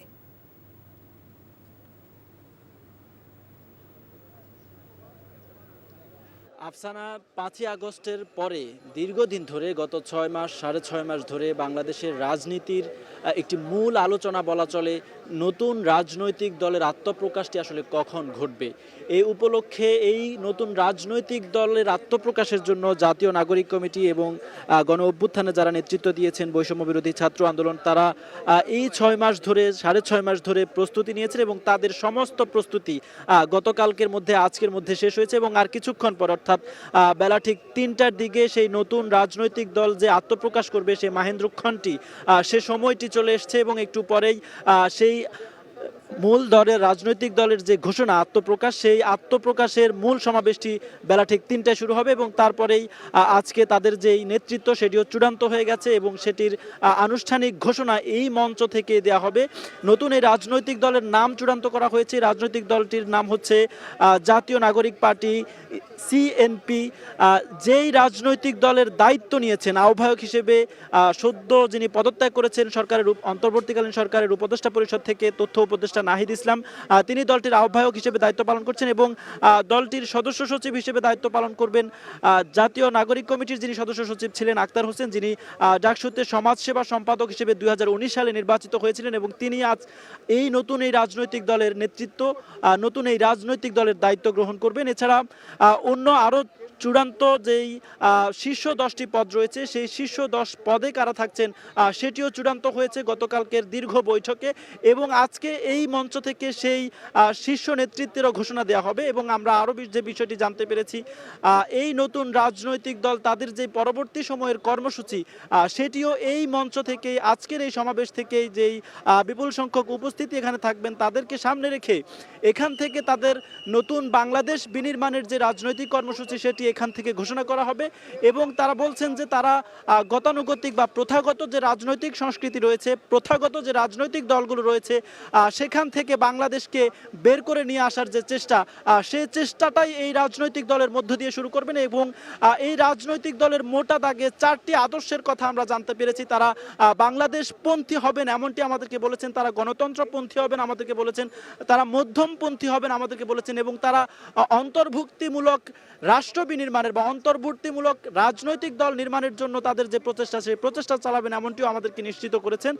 এছাড়া আজকের এই যে মূল দল বা রাজনৈতিক দল ঘোষণার যে আনুষ্ঠানিক সমাবেশ, সেই সমাবেশে যোগ দেওয়ার জন্য বাংলাদেশের প্রধান যে রাজনৈতিক দলগুলো রয়েছে সেই প্রধান রাজনৈতিক দলগুলোর সবকটি রাজনৈতিক দলকে আমন্ত্রণ জানানো হয়েছে। গতকাল রাতের মধ্যে বিএনপির চেয়ারপারসন বেগম খালেদা জিয়া, ভারপ্রাপ্ত চেয়ারপারসন জনাব তারেক রহমান এবং জামায়াতে ইসলামের শীর্ষ নেতৃত্ব সহ অন্যান্য যে রাজনৈতিক দলগুলো রয়েছে প্রত্যেকটি রাজনৈতিক দলের শীর্ষ নেতাকে আমন্ত্রণ জানানো হয়েছে এবং তারা বলছেন এই যে নতুন রাজনৈতিক দলের যারা নেতৃত্বে রয়েছেন এবং যারা এই আজকের সমাবেশটি আয়োজনে সম্পৃক্ত রয়েছেন তারা বলছেন শীর্ষ বাংলাদেশের প্রধান যে রাজনৈতিক দলগুলো রয়েছেন তাদের প্রতিনিধি আজকের এই সমাবেশে এই জায়গাটিতে এসে উপস্থিত হবেন এবং নতুন এই রাজনৈতিক দল যেটি আত্মপ্রকাশ কিছুক্ষণ পরেই ঘটবে সেই রাজনৈতিক দলকে তারা শুভকামনা বা তাদের যে এই শুভকামনা তারা জানাবেন, এখানে এসে তারা তাদের সংহতি প্রকাশ করবেন। এছাড়া আজকে সারা বাংলাদেশের বিভিন্ন জেলা থেকে রাজনৈতিক শক্তি হিসেবে নতুন এই রাজনৈতিক দল জানান দেওয়ার জন্য এই মানিক মিয়া এভিনিউতে বড় শোডাউন করার কথা রয়েছে এবং এরই মধ্যে দেশের বিভিন্ন জেলা থেকে বাসে করে নেতাকর্মীরা এসে মানিক মিয়া এভিনিউতে উপস্থিত হতে শুরু করেছেন এবং মঞ্চের যে সামনের দিকটা সেদিকে প্রচুর নেতাকর্মীর উপস্থিতি আমরা দেখতে পাচ্ছি। আফসানা। দর্শক, জানছিলাম মানিক মিয়া এভিনিউয়ে এনসিপির সমাবেশের প্রস্তুতির খবর। পতিত ফ্যাসিস্ট আওয়ামী সরকার আন্তর্জাতিক মহলে বৈধতা পেতে বিরোধী মতের সবাইকে জঙ্গি হিসাবে প্রচার করেছে। আর এর অংশ হিসেবে 2013 সালে শাপলা চত্বরে হেফাজত ইসলামের ওপর নারকীয় হত্যাযজ্ঞ চালিয়েছে বলে মন্তব্য করেছেন প্রধান উপদেষ্টার প্রেস সচিব শফিকুল আলম। একইভাবে ক্ষমতায় টিকে থাকতে 2024-এর ছাত্র জনতার আন্দোলনেও গণহত্যা চালায় স্বৈরাচারী সরকার। রাজধানীর এফডিসিতে শাপলা চত্বরে হত্যাকাণ্ড নিয়ে ডিবেট ফর ডেমোক্রেসির আয়োজনে ছায়া সংসদ বিতর্ক প্রতিযোগিতার প্রধান অতিথির বক্তব্যে তিনি এই কথা বলেন। প্রতিযোগিতায় সরকার দলে ছিলেন তামিরুল মিল্লাত কামিল মাদ্রাসার বিতার্কিকরা এবং বিরোধী দলে বিতর্ক করেছে তানজিমুল উম্মা আলিম মাদ্রাসা। বিচারকদের রায়ে তানজিমুল উম্মা আলিম মাদ্রাসা বিজয়ী হয়।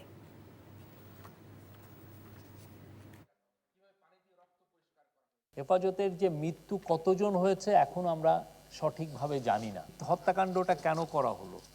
অবশ্যই তারা দেখাতে চাচ্ছিল যে বাংলাদেশের হেফাজতকে তারা যেভাবে পোর্ট্রে করছিল, যেটা একটা, যেহেতু ওরা 13 পয়েন্ট ডিমান্ড দিয়েছে এবং 13 পয়েন্ট ডিমান্ডের মধ্যে ব্লাসফেমি লয়ের কথা আছে, আরও কিছু কিছু আছে, যেটাকে ওরা বাইরে প্রজেক্ট করছে যে এটা বাংলাদেশের যেই বাংলাদেশকে ওরা প্রমোট করতে চাচ্ছে সেটার সাথে বিরোধী।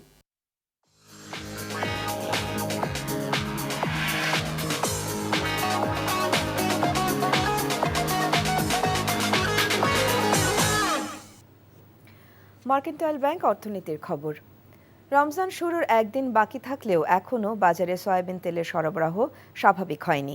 অন্যদিকে রমজানের আগে বেড়েছে মাছ, মাংস থেকে শুরু করে লেবুর দাম। তবে স্থিতিশীল রয়েছে ছোলা, চিনি, খেজুর সহ সবজির দাম। বিক্রেতারা বলছেন এবারে রমজানে নিত্যপণ্যের বাজার স্থিতিশীল থাকবে আর বাজার মনিটরিং জোরদার করার তাগিদ ভোক্তাদের। আরাফাত ইসলামের রিপোর্ট। রমজান শুরুর আগে শেষ শুক্রবার হওয়ায় ছুটির দিনের বাজারে ক্রেতা উপস্থিতি তুলনামূলক বেশি ছিল, যার ফলে বেচাকেনা বাড়ার পাশাপাশি বেশ কয়েকটি পণ্যের চাহিদাও বেড়েছে। তবে সরবরাহ ঘাটতির কারণে এখনও সয়াবিন তেলের সংকট কাটেনি বলে জানান বিক্রেতারা। তেলের সংকট খালি মিটা যাবে খালি সংকট আর মিটে নাই পর্যন্ত। এখন সামনেরও যা কি হয় তাও বলতে পারি না। 2-3টা ডিস্ট্রিবিউটর সব ঘর খালি বইরা দিছে। ছোলা, চিনি, বেসন, খেজুর সহ রমজান কেন্দ্রিক নিত্যপণ্যের পর্যাপ্ত আমদানি ও সরবরাহ স্বাভাবিক থাকায় এখন পর্যন্ত বাজারে এসব নিত্যপণ্যের দাম বাড়েনি। গত বছর মনে করেন ছোলা ছিল 130 টাকা 40 টাকা, এখন সেই ছোলা হচ্ছে আপনার 105 টাকা 10 টাকা। খেসারি ছিল 140, এখন 105-10 চলতেছে। গতবারের চেয়ে এবারে দামও কম, খেজুরও আছে, অ্যাভেলেবেল আছে, কোনো সমস্যা নাই, খেজুরের কোনো ঘাটতি নাই। অন্যদিকে সপ্তাহের ব্যবধানে বেড়েছে ব্রয়লার মুরগি, গরু ও খাসির মাংসের দাম। এছাড়া সব ধরনের মাছের দাম কেজিতে 50 থেকে 100 টাকা পর্যন্ত বেড়েছে।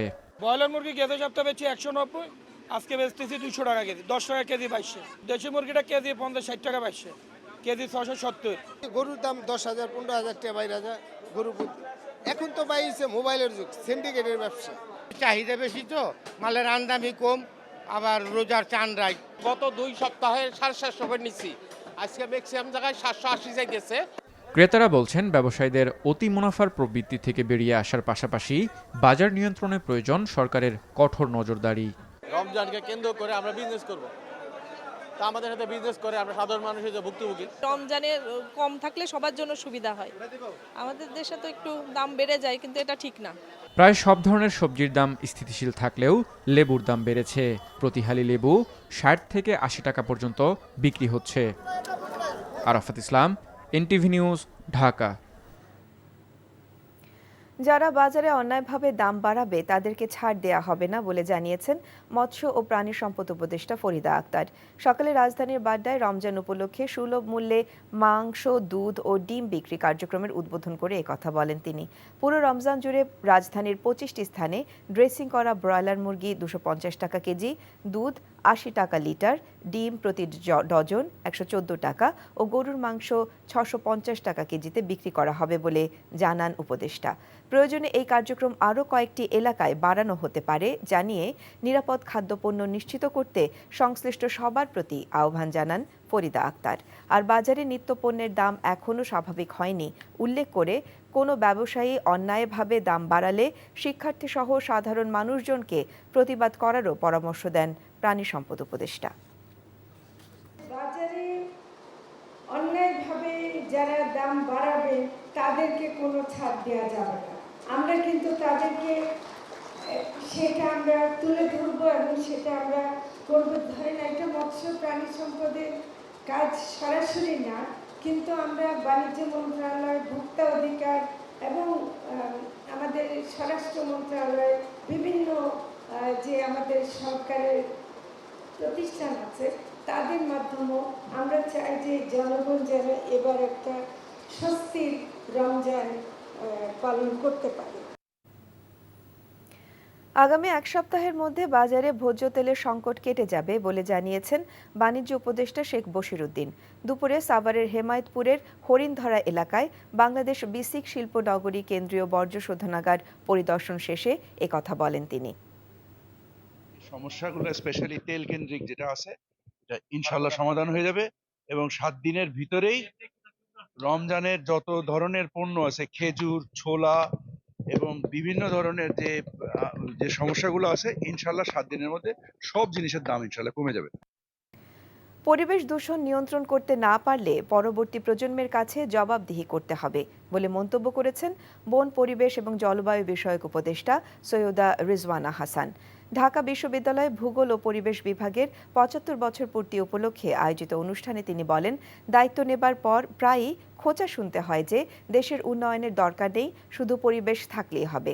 বলেন, পরিবেশের দিকে নজর না দিয়ে শুধু অবকাঠামোগত উন্নয়ন করলে সবচেয়ে ভুক্তভোগী হবে পরবর্তী প্রজন্ম। অনুষ্ঠানে ঢাকা বিশ্ববিদ্যালয়ের ভিসি অধ্যাপক ডক্টর নিয়াজ আহমেদ খান বলেন, দেশ এখন সর্বমুখী ষড়যন্ত্রের ভেতর দিয়ে যাচ্ছে। সবাই ঐক্যবদ্ধ থাকলে এই কঠিন সময় পার করা সম্ভব।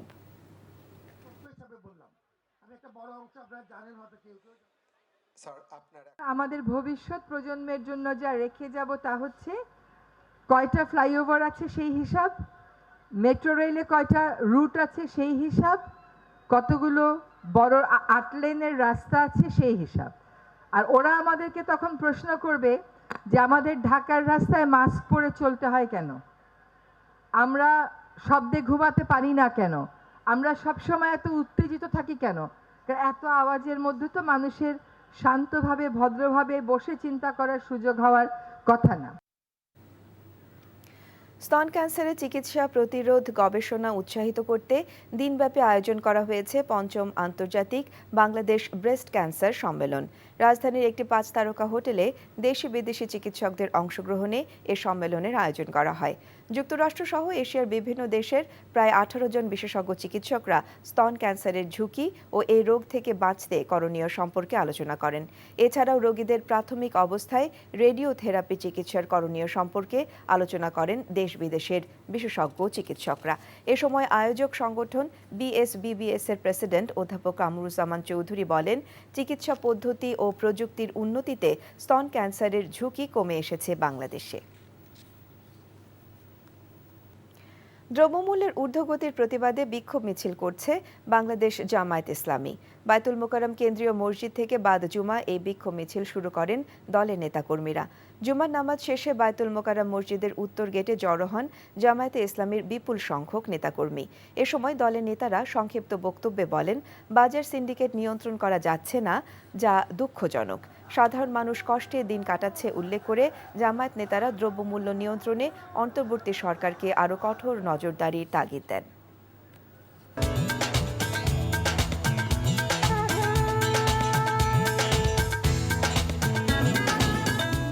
আসসালামু আলাইকুম, মীর তৌফিক হোসেন স্বাগত জানাচ্ছি এনটিভির দেশের খবরে। ক্রাউন সিমেন্ট শিরোনাম দেখছিলেন, এবার বলছি পুরো খবর। নতুন রাজনৈতিক দল জাতীয় নাগরিক পার্টির আনুষ্ঠানিক আত্মপ্রকাশ উপলক্ষে লোকে লোকারণ্য মানিক মিয়া এভিনিউ। বিকেলে জাতীয় সঙ্গীত পরিবেশনের মধ্য দিয়ে অনুষ্ঠান শুরু করে নতুন রাজনৈতিক দলটি। অনুষ্ঠানকে ঘিরে হাজার হাজার নেতাকর্মীর উপস্থিত হন মানিক মিয়া এভিনিউয়ে। জাতীয় নাগরিক পার্টির আত্মপ্রকাশ অনুষ্ঠানে বিএনপি এবং জামায়াতে ইসলামীর প্রতিনিধিরা অনুষ্ঠানস্থলে উপস্থিত হয়েছেন। এছাড়াও গণসংহতি আন্দোলন এবং বিভিন্ন বাম দলের প্রতিনিধিরা জাতীয় নাগরিক পার্টির আত্মপ্রকাশ অনুষ্ঠানে উপস্থিত হন, কিন্তু আমন্ত্রণ জানানো হয়নি জাতীয় পার্টি এবং আওয়ামী লীগকে। নতুন এই রাজনৈতিক দলের আত্মপ্রকাশ ঘিরে দেশের মানুষের আগ্রহ রয়েছে অনেক।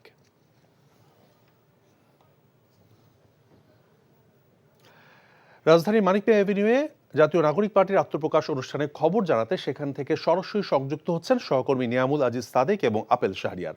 প্রথমে যাচ্ছি সাদেকের কাছে। সাদেক, নতুন রাজনৈতিক দলের পথ চলা শুরু হয়েছে, বিস্তারিত কিছু বলবেন?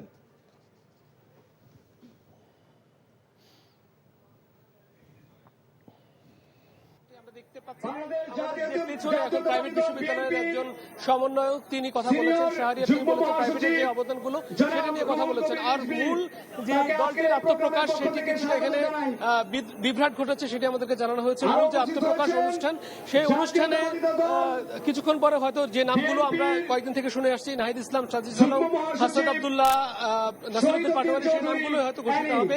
এই ধরনের কথা আমরা শুনেছি এই কেন্দ্রীয় নেতৃবৃন্দের মাধ্যমে। আর আপনাকে জানিয়ে রাখতে চাই, এখানে বাংলাদেশের যে বড় রাজনৈতিক দলগুলো রয়েছে, আওয়ামী লীগ বাদে প্রায় প্রত্যেকটির অংশগ্রহণ এসেছে। আমরা সর্বশেষ দেখেছি যে বিএনপির যে মিডিয়া বিষয়ক যে সম্পাদক শহীদুল চৌধুরী আনি এবং সিনিয়র যুগ্ম মহাসচিব যিনি রয়েছেন রুহুল কবির রিজভী আহমেদ, তিনি এখানে এসেছেন সর্বশেষ। এবং এর আগে আমরা দেখেছি জামাত ইসলামের সেক্রেটারি জেনারেল মিয়া গোলাম পারওয়ার তিনি এখানে এসেছেন এবং জামাতের বিভিন্ন স্তরের নেতৃবৃন্দ এখানে এসেছেন। এর পরে আমরা দেখেছি এনডিবির যেই বিলু তিনি এখানে এসেছেন। একই সাথে আমরা দেখেছি বিকল্পধারা বাংলাদেশের মহাসচিব তিনি এখানে এসেছেন এবং বাংলাদেশ খেলাফত মজলিস বাংলাদেশ প্রত্যেকে এসেছেন। তাদের নেতৃবৃন্দ এখানে এসে তারা বলেছেন যে তারা শুভকামনা জানান। এবং আপনারা দেখতে পাচ্ছেন এখন জুলাইয়ের যে সময়টা থেকে এই আন্দোলন গড়ে উঠেছিল সেই সময়টা জানিয়ে দেওয়া হয়েছে। শেখ হাসিনার যে বক্তব্য, সেই বক্তব্যের পরে যে ছাত্র জনতা ফুঁসে উঠেছিল, সেই ছাত্র জনতার যে আন্দোলন 19 জুলাই থেকে আন্দোলন, সেই আন্দোলনগুলোর ঘটনা পরিক্রমা নিয়ে এই প্রামাণ্য চিত্রটি এখন দেখানো হচ্ছে। এরই মাধ্যমে আমরা এর পরবর্তীতে তারা তাদের নামগুলো আত্মপ্রকাশ করবে বলে আমরা শুনেছি। এবং এই জায়গাটিতে আমরা দেখেছি যে বাম যে সংহতি, বাংলাদেশ গণসংহতি আন্দোলনের যে জোনায়েদ সাকি থেকে শুরু করে বিভিন্ন রাজনৈতিক নেতৃবৃন্দ এখানে এসেছেন। এখানে অন্যান্য জায়গাগুলোর অবস্থান আমাদেরকে জানাতে চাই। বাংলাদেশ ভবনের পাশে, শেষ ভবনের পাশে অসংখ্য মানুষ হচ্ছেন বাংলাদেশে জাতীয় পতাকা নিয়ে, তারা এখানে স্লোগান দিচ্ছেন আবু সাইদ মুক্ত কিংবা ইনকিলাব জিন্দাবাদ, অথবা জুলাইয়ের যেই জায়গাগুলো ছিল, যে স্লোগানগুলো ছিল, সেগুলো তারা এখানে স্লোগান হিসেবে দিচ্ছেন। এইখানেও সামান্য চিত্রটি দেখানো হচ্ছে। আপনি নিশ্চয়ই দেখতে পাচ্ছেন জুলাই অভ্যুত্থানে যারা এখানে আত্মহত্যা দিয়েছেন, আত্মত্যাগ করেছেন, একদম শুরু থেকে শুরু করে যে আন্দোলনটি গড়ে উঠেছিল, বিশেষ করে কোটা এবং মেধার যে বৈষম্য, সেই বৈষম্য থেকে এই আন্দোলন গড়ে হচ্ছিল, সেই বিষয়টি এখানে জানিয়ে দেওয়া হচ্ছে। এবং সেই শুরু থেকে শেষ পর্যন্ত এই যে আন্দোলনের পরিক্রমা, সেই পরিক্রমায় যেই নামগুলো সবচেয়ে বেশি উচ্চারিত হচ্ছে, আবু সাইদ এবং মীর মুগ্ধ, তাদের নামগুলো কিন্তু এখানে উচ্চারিত হচ্ছে। এবং সেই ইন্টারনেট বন্ধ হয়ে যাওয়া কিংবা এক একটি পথ পরিক্রমার বলা হচ্ছে, সেই পথ পরিক্রমার কথাগুলোকে বারবার বলা হচ্ছে এখানে। এবং আগামীতে তারা বলছে যে জনতার যে দাবি, মানুষের যে জন আকাঙ্ক্ষার রাজনীতি তিনি করবেন, তারা করবেন। কারণ এই বাংলাদেশে সত্যিকার অর্থে এত বছর যে রাজনীতি চলেছে, সেই রাজনীতির কিছুটা পরিবর্তন তারা আনতে চান, বাংলাদেশের মানুষের ইতিবাচক পরিবর্তন আনতে চান। সেই ইতিবাচক পরিবর্তনটি সূচিত হবে তাদের হাত ধরে, এমন কথা তারা বলছেন। তো এখন পর্যন্ত রাজনৈতিক দলের নাম ঘোষণা হয়নি এবং আত্মপ্রকাশ। সাদেক, আপনি আমাদের সাথেই থাকুন। এখন আমরা যাচ্ছি সহকর্মী আপেল শাহরিয়ারের কাছে। আপেল, লোকে লোকারণ্য মানিক মিয়া অ্যাভিনিউ, কি বলছেন অনুষ্ঠানে আসা মানুষজন? জাতীয় নাগরিক পার্টির আত্মপ্রকাশ অনুষ্ঠান শুরু হয়েছে এবং এখানে শুধু যে দলটির নেতাকর্মীরা এখানে যে এসেছেন তা কিন্তু নয়, নানা শ্রেণী পেশার মানুষকে আমি দেখেছি জাতীয় সংসদ ভবনের সামনে যে মানিক অ্যাভিনিউ যে রয়েছে, যে সড়কটি, সেখানে তারা এসেছেন এবং এই দলটিকে সমর্থন দেওয়ার জন্যই তাদের এই আসার উদ্দেশ্য। তারা কয়েকটি বিষয়ে জানাচ্ছেন, সেটি হচ্ছে যে এর আগে অনেক রাজনৈতিক দলকে তারা দেখেছেন যারা ক্ষমতা এসেছিল এবং জনগণকে একটি ভালো পরিবেশ দেওয়ার জন্য যে সুযোগ সুবিধা, মৌলিক অধিকার দেওয়ার কথা বলে যে তারা সরকার এসেছিল, তবে সরকারে আসার পর জনগণকে ভুলে গিয়েছেন এরকম এই জন্য তারাও চাচ্ছেন যে নতুন যে রাজনৈতিক দলের যে আত্মপ্রকাশ এবং যে জুলাই গণ অভ্যুত্থানের সময় এই ছাত্র জনতাদের যে আন্দোলন এবং তাদের যে স্পিরিট, সেটি তারা চাচ্ছেন যে তারা যে লালন করে যে নতুন যে রাজনৈতিক দল, তারাও প্রত্যাশা করছেন যে এই দলটি অন্তত ভালো করবেন এবং জনগণের যে চাওয়া এবং আকাঙ্ক্ষা সেটি তারা পূরণ করতে পারবেন। এখন হচ্ছে যে এই জুলাই গণ অভ্যুত্থানের সময় যেসব যে আন্দোলনের যে খণ্ডচিত্র যেটি ছিল সেটি নিয়ে একটি ডকুমেন্টারি বানানো হয়েছে, সেটি এখন এখানে প্রদর্শন করা হচ্ছে। এখনও অনেক নেতাকর্মীরা কিন্তু আসছেন খণ্ড খণ্ড মিছিল নিয়ে। মূলত হচ্ছে মানিক মিয়া এভিনিউর দুপাশই কিন্তু বন্ধ করে দেওয়া হয়েছে, অর্থাৎ খামারবাড়ির প্রান্তটি বন্ধ করে দেওয়া হয়েছে এবং এই পাশে যে আড়ংয়ের যে সড়কটি রয়েছে, আড়ং দিয়ে যেটি প্রবেশ করা যায় মানিক মিয়া এভিনিউতে, সেটি ব্যারিকেড দেওয়া হয়েছে। এই দুই পাশ থেকেই কিন্তু আসলে এখনও অনেক খণ্ড খণ্ড মিছিল নিয়ে এইখানে জমায়েত হচ্ছেন, তারা মিছিল করছেন এবং বিভিন্ন স্লোগান দিচ্ছেন। তাদের মাঝে চোখে মুখে এক ধরনের তৃপ্তি এবং আনন্দ। তারা প্রত্যাশা করছেন যে জুলাই অভ্যুত্থানে যে একটি সরকার পতন, স্বৈরাচার সরকার পতনের ক্ষেত্রে তাদের যে এই ভূমিকা, তারা চাচ্ছেন না ভবিষ্যতে তাদের যে এই ত্যাগ তিতিক্ষা এবং যে আদর্শ নিয়ে, অর্থাৎ যে মূল্যবোধ নিয়ে তারা এই আন্দোলনটি করেছেন, ভবিষ্যতে যারা জনগণের একদম দোরগোড়ায় গিয়ে তাদের উপকার করে তাদেরকে পাশে থেকে যাতে আরও দেশটিকে একটি ভালো জায়গায় নিয়ে যেতে পারেন, সেই প্রত্যাশাকে সঙ্গে নিয়ে আসলে এই যে নতুন দলের আত্মপ্রকাশ। অর্থাৎ তারাও আশা করছেন এবং সাধারণ মানুষ থেকে শুরু করে সব শ্রেণী পেশার মানুষের কাছেও তারা আহ্বান জানিয়েছেন তাদেরকে যাতে সমর্থন দেওয়া হয়, সাপোর্ট দেওয়া হয়। তারা সেই সাপোর্টটি এবং সেই সহযোগিতা তারা চাচ্ছেন।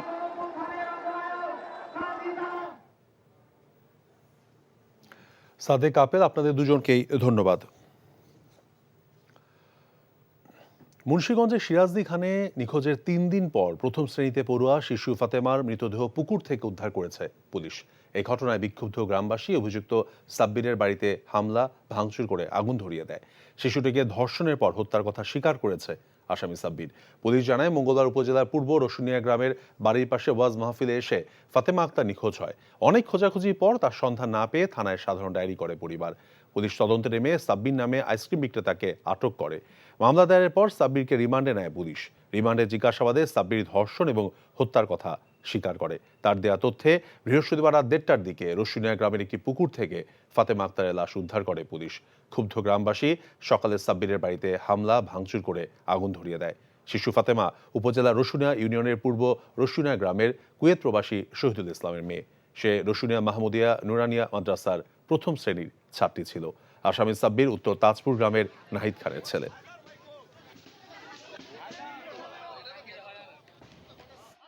ও স্বীকার গেছে। এখন আমরা আপনাদের সাথে নিয়ে এবং ওই এলাকার যারা স্থানীয় ছিল ওনাদের সাথে নিয়ে লাশ উদ্ধার করা হয়েছে। পরে লাশ শনাক্ত করছি যেটা আমাদের চাচাতো বোন ফাতেমা আক্তারের লাশ। আগামী 1 সপ্তাহের মধ্যেই বাজারে ভোজ্য তেলের সংকট কেটে যাবে বলে জানিয়েছেন বাণিজ্য উপদেষ্টা শেখ বশির উদ্দিন। দুপুরে সাভারে হেমায়েতপুরে হরিণধরা এলাকায় বাংলাদেশের বেসিক শিল্প নগরী কেন্দ্রীয় বর্জ্য শোধনাগার পরিদর্শন শেষে তিনি কথা বলেন। যে সমস্যাগুলো স্পেশালি তেল কেন্দ্রিক যেটা আছে, এটা ইনশাল্লাহ সমাধান হয়ে যাবে এবং 7 দিনের ভিতরেই রমজানের যত ধরনের পণ্য আছে, খেজুর, ছোলা এবং বিভিন্ন ধরনের যে সমস্যাগুলো আছে, ইনশাল্লাহ 7 দিনের মধ্যে সব জিনিসের দাম ইনশাল্লাহ কমে যাবে। আজকে তরুণ প্রজন্ম একটি সুস্থ জাতি এবং দেশ গঠনে ভূমিকা রাখতে পারে বলে মন্তব্য করেছেন সেনাবাহিনী প্রধান জেনারেল ওয়াকারুজ্জামান। সকালে কক্সবাজারের ইরানিতে মেরিন ড্রাইভ সাইক্লিং রেসের সমাপনী অনুষ্ঠানে এসব কথা বলেন তিনি। জানান, দেশের তরুণ প্রজন্ম যেন এই ধরনের প্রতিযোগিতায় অংশগ্রহণের মধ্য দিয়ে একটি সুস্থ জাতি এবং দেশ গঠনে ভূমিকা রাখে। প্রতিযোগিতায় অংশগ্রহণকারী বিদেশিদের বিশেষভাবে ধন্যবাদ জানিয়ে দেশব্যাপী এ ধরনের প্রতিযোগিতার আয়োজন অব্যাহত রাখার আশাবাদ ব্যক্ত করেন। পরে প্রতিযোগিতায় বিজয়ীদের মাঝে পুরস্কার বিতরণ করেন সেনাবাহিনী প্রধান।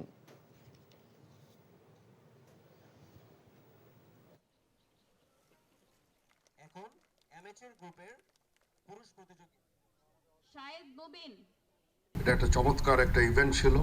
300-এর উপরে পার্টিসিপেন্ট, মহিলা পার্টিসিপেন্টরাও ছিল। আমরা এ ধরনের প্রতিযোগিতা আরও আমরা আয়োজন করব ইনশাআল্লাহ। সাবেক মন্ত্রী ও বিএনপি নেতা আব্দুল্লাহ নোমানকে পারিবারিক কবরস্থানে দাফন করা হয়েছে। চট্টগ্রামের রাউজানে গহিরা হাই স্কুল মাঠে পঞ্চম জানাজা শেষে তাকে দাফন করা হয়। এর আগে বাদ জুমা চট্টগ্রামের জামিয়াতুল ফালাহ জাতীয় মসজিদে চতুর্থ জানাজা অনুষ্ঠিত হয়। এতে বিভিন্ন শ্রেণী পেশা ও দলের হাজার হাজার মানুষ অংশ নেন। প্রশাসনের পক্ষ থেকে দেওয়া হয় গার্ড অফ অনার। সকালে নগরীর নসিমন ভবনস্থ দলীয় কার্যালয়ে আব্দুল্লাহ নোমানের মরদেহ নেওয়া হলে সেখানে নেতাকর্মীরা তাকে শেষবারের মতো শ্রদ্ধা জানান। এর আগে বৃহস্পতিবার বিকেলে একটি বিশেষ হেলিকপ্টারে করে তার মরদেহ চট্টগ্রামের এম এ আজিজ স্টেডিয়ামে নামানো হয়।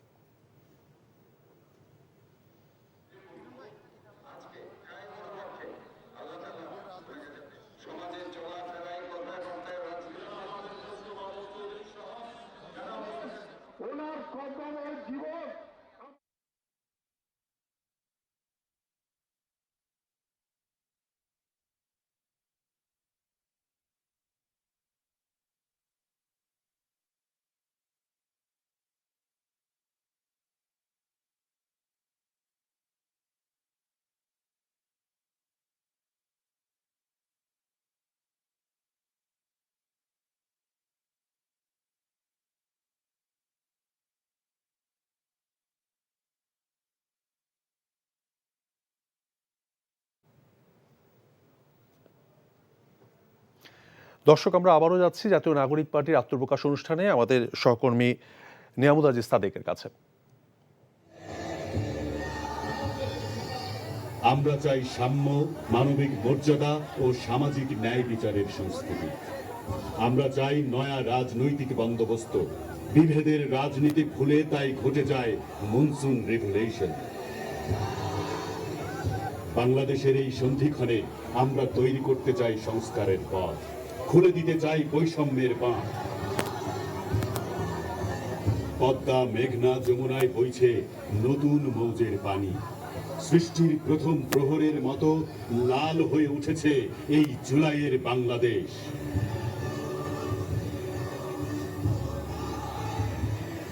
শহীদের রক্তের শপথ নিয়ে আগামীর বাংলাদেশ গড়তে রাজপথে আসছে নতুন রাজনৈতিক দল জাতীয় নাগরিক পার্টি, ন্যাশনাল সিটিজেন্স পার্টি।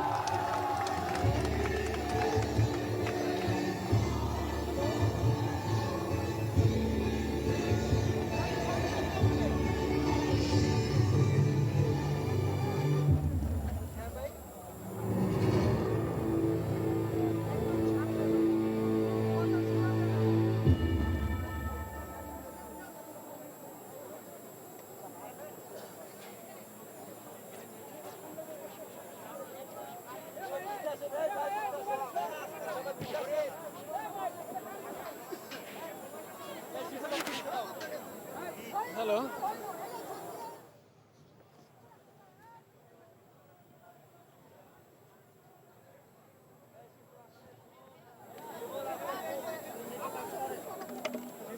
হ্যাঁ না সাদেক সাদেক এই মাত্র ঘোষণা হলো, আপনারা দেখতে পাচ্ছেন যে জাতীয় নাগরিক পার্টি, যেটি গতকালকে আমরা শুনছিলাম, সেটি এই আনুষ্ঠানিক পদযাত্রা শুরু করলো।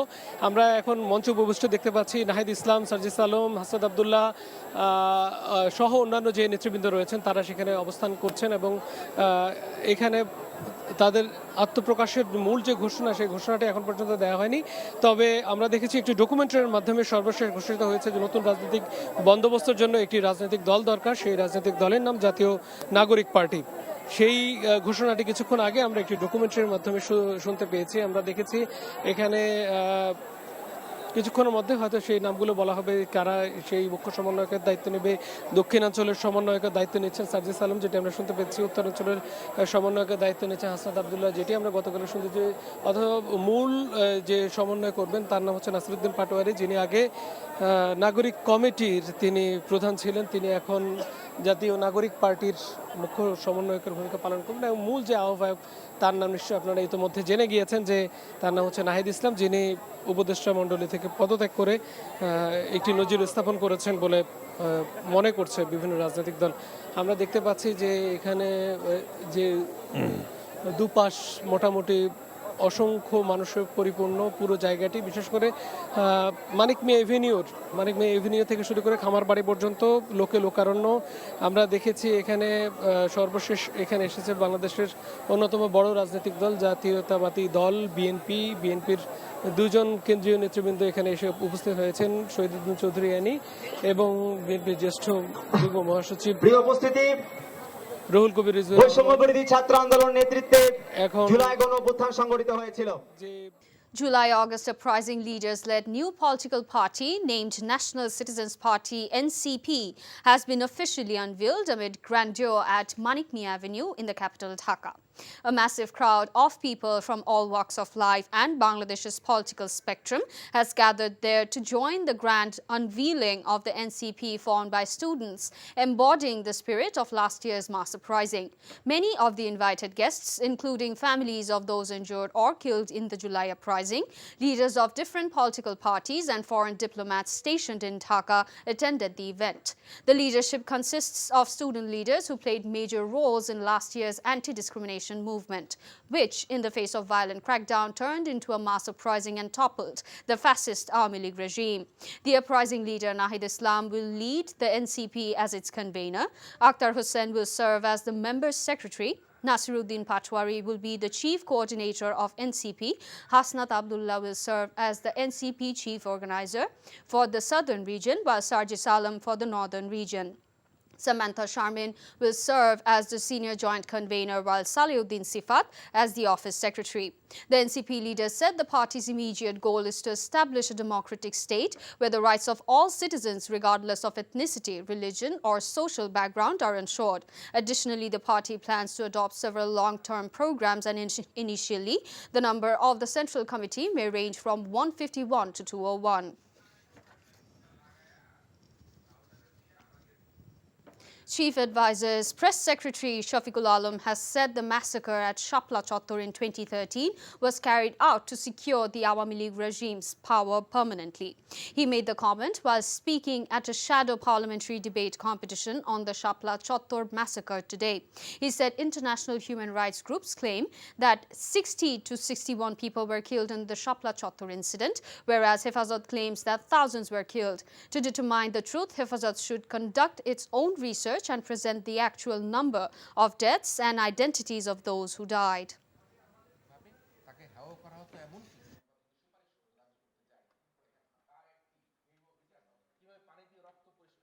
হেফাজতের যে মৃত্যু কতজন হয়েছে এখন আমরা সঠিকভাবে জানি না। হত্যাকাণ্ডটা কেন করা হলো? অবশ্যই তারা দেখাতে চাচ্ছিল যে বাংলাদেশের হেফাজতকে তারা যেভাবে পোর্ট্রে করছিল, যে এটা একটা, যেহেতু ওরা 13 পয়েন্ট ডিমান্ড দিয়েছে এবং 13 পয়েন্ট ডিমান্ডের মধ্যে ব্লাসফেমি লয়ের কথা আছে, আরও কিছু কিছু আছে, যেটাকে ওরা বাইরে প্রজেক্ট করছে যে এটা বাংলাদেশের যেই বাংলাদেশকে ওরা প্রমোট করতে চাচ্ছে সেটার সাথে বিরোধী। Bangladesh has slipped 25 notches to rank 100th among 167 countries on the Economist Intelligence Unit's Democracy Index 2024, as its score hit a record low for the dummy elections under deposed Sheikh Hasina. The annual index rated the state of democracy in countries across the globe based on 5 categories: electoral process and pluralism, functioning of government, political participation, political culture, and civil liberties. With an overall score of 4.44 on a scale of 10, Bangladesh remains classified as a hybrid regime but now ranks closer to the lower end of the classification. A score of 10 would mean the best performance. The EIU defines hybrid regime as those countries where elections have substantial irregularities that often prevent them from being both free and fair. Commerce advisor Sheikh Boshiruddin has assured that the shortage of edible oil in the market will be resolved within a week. He said this at Savar today. যে সমস্যাগুলো specially তেল কেন্দ্রিক যেটা আছে, এটা ইনশাল্লাহ সমাধান হয়ে যাবে এবং 7 দিনের ভিতরেই রমজানের যত ধরনের পণ্য আছে, খেজুর, ছোলা এবং বিভিন্ন ধরনের যে সমস্যাগুলো আছে, ইনশাল্লাহ 7 দিনের মধ্যে সব জিনিসের দাম ইনশাল্লাহ কমে যাবে। International news. Ukrainian President Volodymyr Zelensky is in Washington, D.C. to meet his American counterpart, Donald Trump. The pair are due to discuss and potentially sign a much-discussed minerals deal, which would give the U.S. access to rare Ukrainian minerals. Terms of the deal have been agreed, but Zelensky is pushing for Ukrainian security guarantees to be added, something Trump suggested should be dealt with by Europe. Their meeting, taking place this afternoon, comes a day after Trump hosted UK Prime Minister Keir Starmer at the White House. They discussed a potential UK-US trade deal and the war in Ukraine. নতুন রাজনৈতিক বন্দোবস্তের slogan নিয়ে আত্মপ্রকাশ করেছে আলোচিত নতুন রাজনৈতিক দল জাতীয় নাগরিক পার্টি। সাবেক উপদেষ্টা নাহিদ ইসলামকে আহ্বায়ক এবং সদস্য সচিব হিসেবে আক্তার হোসেন সহ 151 সদস্য বিশিষ্ট কমিটি ঘোষণা হয়েছে। মানিক মিয়া এভিনিউতে সন্ধ্যায় এই রাজনৈতিক দলের ঘোষণা দেন দলটির সদস্য সচিব। ফ্যাসিবাদী শাসন ব্যবস্থার বিলোপ, জুলাই গণঅভ্যুত্থানের জন আকাঙ্ক্ষার বৈষম্যহীন বাংলাদেশ গড়ে তুলতে এই দলটি কাজ করবে বলে জানিয়েছেন দলটির আহ্বায়ক নাহিদ ইসলাম। নিয়ামুল আজিজ সাদেকের রিপোর্ট। খামারবাড়ি থেকে মানিক মিয়া এভিনিউর দুপাশের রাস্তা কানায় কানায় পূর্ণ। 24-এর গণঅভ্যুত্থানের নেতৃত্বে থাকা ছাত্রদের এই দলটির আত্মপ্রকাশের প্রথম দিনেই বিপুল জনতার উপস্থিতি ছিল এলাকা জুড়ে। উচ্ছ্বাস স্লোগানে তারা স্মরণ করে জুলাই আগস্টের বিপ্লবী দিনগুলোকে।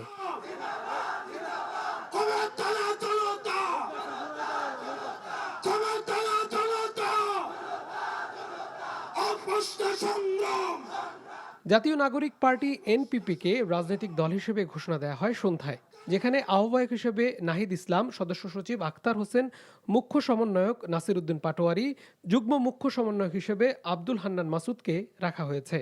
দক্ষিণাঞ্চলের মুখ্য সংগঠক হাসনাত আবদুল্লাহ, উত্তরাঞ্চলের মুখ্য সংগঠক সার্জিস আলম।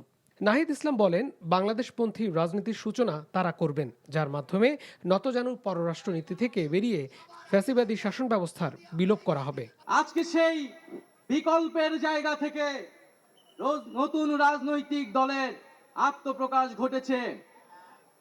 আমরা মনে করি বাংলাদেশে যে বিভাজনের রাজনীতি তৈরি করে বাংলাদেশের জনগণকে দুর্বল করে রেখে রাষ্ট্রকে দুর্বল করে রাখার যে ষড়যন্ত্র তৈরি হয়েছিল, সেই ষড়যন্ত্র আমরা জুলাই গণ অভ্যুত্থানে সকলের ঐক্যের মাধ্যমে ভেঙে দিয়েছি। আমরা আজকের এই মঞ্চ থেকে শপথ করতে চাই যে বাংলাদেশকে আর কখনোই বিভাজিত করা যাবে না। বাংলাদেশে ভারতপন্থী পাকিস্তানপন্থী কোনো রাজনৈতিক ঠাঁই হবে না। আখতার হোসেন বলেন, বৈষম্যহীন রাষ্ট্রে সবার সমান অধিকার নিশ্চিত করতে কাজ করবেন তারা। আর হাসনাত বলেন, পরিবারতন্ত্রের কবর রচিত করতে তাদের লড়াই চলবে। বাংলাদেশে যারা গণহত্যা চালিয়েছে, এই তরুণরা যেন তাদের নেতৃত্বে এই বাংলার জমিনে সেই খুনি গণহত্যাকারী আওয়ামী লীগ এবং তাদের দোষরদের বিচার করতে সক্ষম হয়। সার্জিস আলম ছোট দলগুলোকে সহযোগিতার হাত বাড়িয়ে দেওয়ার আহ্বান জানান। আমাদের রাজনৈতিক দলগুলোর মধ্যে কেন্দ্র থেকে ওই একদম গ্রাম পর্যন্ত, রুট পর্যন্ত যেন নিজেদের ভিতরে সুস্থ একটি প্রতিযোগিতা হয়। দয়া করে যেন আমরা কাউকে প্রতিপক্ষ না মনে করি। আমরা যদি যারা বড় রাজনৈতিক দল রয়েছি ছোটদেরকে ধীরে ধীরে সামনে এগিয়ে যেতে না দেই, তাহলে আমাদের মধ্যে ধীরে ধীরে এমন একটি মানসিকতা আসবে, যেই মানসিকতা হয়তো আমাদেরকে ধীরে ধীরে একটি স্বৈরাচারী আচরণের দিকে নিয়ে যেতে পারে। দুপুর থেকে জাতীয় নাগরিক পার্টির আত্মপ্রকাশ অনুষ্ঠানে ঢাকা এবং এর বাইরের অসংখ্য নেতাকর্মীরা অংশ নেন। Niamul Aziz Sadek, NTV news, Dhaka. জনগণের আকাঙ্ক্ষা বুঝে নতুন রাজনৈতিক দল জাতীয় নাগরিক পার্টিকে কাজ করার আহ্বান জানিয়েছেন বিভিন্ন রাজনৈতিক দলের নেতৃবৃন্দ। জাতীয় নাগরিক পার্টির আত্মপ্রকাশ অনুষ্ঠানে অতিথি হিসেবে এসে এমন মন্তব্য করেন বিএনপি, জামায়াতে ইসলাম সহ বিভিন্ন রাজনৈতিক দলের প্রতিনিধিরা। আর নতুন রাজনৈতিক দল জাতীয় নাগরিক পার্টির হাত ধরেই দেশের রাজনীতির পরিবর্তন হবে বলে আশা প্রকাশ করেন দলটির নেতাকর্মীরা। আপেল শাহরিয়ারের রিপোর্ট। দেশের বিভিন্ন প্রান্ত থেকে আসা মিছিল গিয়ে মিশেছে মানিক মিয়া এভিনিউয়ে। ব্যানার আর ফেস্টুন নিয়ে বাদ্যের তালে তালে এই উচ্ছ্বাস নতুন দল গড়ার। নতুন দল আত্মপ্রকাশ উপলক্ষে তারুণ্যের এ শোডাউন। জুলাই অভ্যুত্থান থেকে এইখানে আসা, এই যে 6 মাসের একটা জার্নি বলতে পারেন, আজকে আমাদের ঈদের দিন। একটা ইতিহাসের সাক্ষী হওয়ার জন্য আসছে আর কি। নতুনরা না আসলে কিভাবে হবে? পুরনোদের তো আমরা দেখেছি, তাদেরকে তো আমরা খুব বেশি কিছু পাই নাই। বেশ কয়েকদিনের আলোচনা আর অপেক্ষার পর অবশেষে আত্মপ্রকাশ করলো নতুন রাজনৈতিক দল জাতীয় নাগরিক পার্টি। এই অনুষ্ঠানে যোগ দিতে এসে নেতাকর্মীরা ভরসা রাখতে চান নবগঠিত এই রাজনৈতিক দলের উপর। মুজিববাদ বিরোধী এবং আপনার ইন্ডিয়ান আধিপত্যের যে একটা বাংলাদেশে লক্ষ্য করা যাচ্ছে, সেটার বিরুদ্ধে সোচ্চার এই দলটি। এই কারণে আমি এই দলের সমর্থন করি। পূর্বের যে রাজনৈতিক দলগুলো রয়েছে তাদের যে রাজনীতি করার যে ধরন এবং তারা যে রাজনীতি শুধু মুখে করে, মুখে রাজনীতিবিদ বলে, কিন্তু আমরা বাস্তবতা দেখি যে তারা দেশের মানুষের জন্য কোনো কাজ করে না। তো আমরা চাচ্ছি ওটার পরিবর্তন ঘটুক। জুলাই বিপ্লবের মাধ্যমে যে রাজনৈতিক দল এখন গঠন হতে যাচ্ছে তারা বাংলাদেশের প্রত্যেকটি নাগরিকের সেই মৌলিক চাহিদাগুলো পূরণ করতে পারবে। আওয়ামী লীগ আর জাতীয় পার্টি ছাড়া দেশের মোটামুটি সব রাজনৈতিক দলকেই আমন্ত্রণ জানানো হয়েছে অনুষ্ঠানে। নতুন রাজনৈতিক দলকে স্বাগত জানিয়ে জনগণের আকাঙ্ক্ষা পূরণে জাতীয় নাগরিক পার্টিকে কাজ করার আহ্বান জানান। আমরা এই ধরনের একটি গণতান্ত্রিক রাষ্ট্র এবং সমাজ ব্যবস্থা আমরা কায়েমের জন্য 16 বছর লড়াই করেছি। নানা মত পথের মানুষ তারা রাজনৈতিক দল করতে পারে, মত প্রকাশ করতে পারে, এটার জন্যই তো আমাদের এতদিনের সংগ্রাম। এটা গণতন্ত্রের সৌন্দর্য। অন্যান্য সব রাজনৈতিক দলের উচিত ফ্যাসিবাদ বিরোধী আন্দোলনে যারা সংগ্রামে ছিল তাদের মধ্যে আন্তরিকতা, সৌহার্দ্যপূর্ণ সম্পর্ক, পারস্পরিক মত বিনিময় এবং নতুন বাংলাদেশ নির্মাণে চিন্তার ঐক্যের ভিত্তিতে জাতি গঠনে তাদের ভূমিকা রাখা উচিত। এখানে কে বড় আর কে ছোট এটা ম্যাটার নয়। নিজেদের আখের গোছানো নয়, জনগণের প্রত্যাশা পূরণে নতুন রাজনৈতিক দল কাজ করবে বলে আশা নানান শ্রেণী পেশার মানুষের। Apple Shahriar, NTV news, Dhaka. স্বৈরাচার পালিয়ে গেলেও গণতন্ত্র এখনও শঙ্কামুক্ত নয়। অন্তর্বর্তী সরকারকে ব্যর্থ করে দেওয়ার চেষ্টা চলমান। আওয়ামী দোসররা নানা কায়দায় মাথা চাড়া দেওয়ার অপচেষ্টায় লিপ্ত বলে মন্তব্য করেছেন বিএনপির ভারপ্রাপ্ত চেয়ারম্যান তারেক রহমান। বলেন, ধর্মীয় পরিচয়কে আগামীতে কেউ যাতে হীন স্বার্থে ব্যবহার করতে না পারে সে বিষয়ে সবাইকে সতর্ক থাকারও আহ্বান জানিয়েছেন বিএনপির ভারপ্রাপ্ত চেয়ারম্যান। আরিজ আহমেদকে সাথে নিয়ে ইফতেখার রেজার রিপোর্ট। ক্যামেরায় ছিলেন সুমন গোস্বামী। চট্টগ্রামে জন্মাষ্টমী উদযাপন কমিটি বাংলাদেশের কেন্দ্রীয় দ্বিবার্ষিক কাউন্সিলে ভার্চুয়ালি যুক্ত হন বিএনপির ভারপ্রাপ্ত চেয়ারম্যান তারেক রহমান। বাংলাদেশের দ্বিবার্ষিক সম্মেলন উপলক্ষে আয়োজিত আজকের এই অনুষ্ঠানের সম্মানিত সভাপতি। গত 17 বছর সনাতন ধর্মের সাধারণ মানুষকে ব্যবহার করা হয়েছে উল্লেখ করে বিএনপির ভারপ্রাপ্ত চেয়ারম্যান বলেন, নিরাপদ ও গণতান্ত্রিক বাংলাদেশ গড়ার জন্য আগামী জাতীয় নির্বাচন একটি বড় সুযোগ। আপনাদের ধর্মীয় পরিচয়কে ভবিষ্যতে আর যাতে কেউ নিজেদের হীন স্বার্থে ব্যবহার করতে না পারে সে ব্যাপারে আপনাদেরকে সতর্ক থাকার জন্য আমি বিনীত আহ্বান জানাই। একটি নিরাপদ বাংলাদেশ গড়ার জন্য আমাদের সবার সামনে আগামী জাতীয় নির্বাচন একটি বিরাট বড় সুযোগ। এই সুযোগকে কাজে লাগিয়ে ধর্ম বর্ণ নির্বিশেষে সকলের জন্য একটি নিরাপদ গণতান্ত্রিক দেশ গড়ার জন্য বিএনপি আপনাদের সমর্থন এবং সহযোগিতা চায়। বাংলাদেশে ইতিহাসের অত্যাচারী শাসক কংসের মতো গণহত্যাকারী স্বৈরশাসক দেশের মানুষের উপর চেপে বসেছিল মন্তব্য করে তিনি আরো বলেন, দেশে এখন স্বৈরশাসন না থাকলেও আওয়ামী দোসররা মাথাচাড়া দেওয়ার অপচেষ্টায় লিপ্ত। দল মত ধর্ম বর্ণ নির্বিশেষে গণতান্ত্রিক বীর জনতার গণ অভ্যুত্থানে গত বছরের 5ই আগস্ট বাংলাদেশ ছেড়ে পালায় সেই কংসরূপী এক নৃশংস গণহত্যাকারী স্বৈরাচার। অন্তর্বর্তীকালীন সরকারকে ব্যর্থ করে দেওয়ার ষড়যন্ত্র কিন্তু ক্রমাগত অব্যাহত রয়েছে। পলাতক স্বৈরাচারের যে দোসর এরা নানা কৌশলে পুনরায় কিন্তু মাথা চাড়া দিয়ে ওঠার অপচেষ্টায় প্রতিনিয়ত লিপ্ত। যতদিন দেশের মানুষের ভোটে নির্বাচিত সরকার গঠিত না হবে গণতন্ত্র ঝুঁকিমুক্ত নয় বলেও মন্তব্য করেন বিএনপির ভারপ্রাপ্ত চেয়ারম্যান। জনগণের প্রত্যক্ষ ভোটে নির্বাচিত জনপ্রতিনিধিদের দ্বারা জনগণের প্রতি দায়বদ্ধ সংসদ এবং সরকার যতক্ষণ না গঠিত হবে ততক্ষণ পর্যন্ত কিন্তু গণতন্ত্র ঝুঁকি মুক্ত নয়। Iftekhar Reza, NTV news, Dhaka.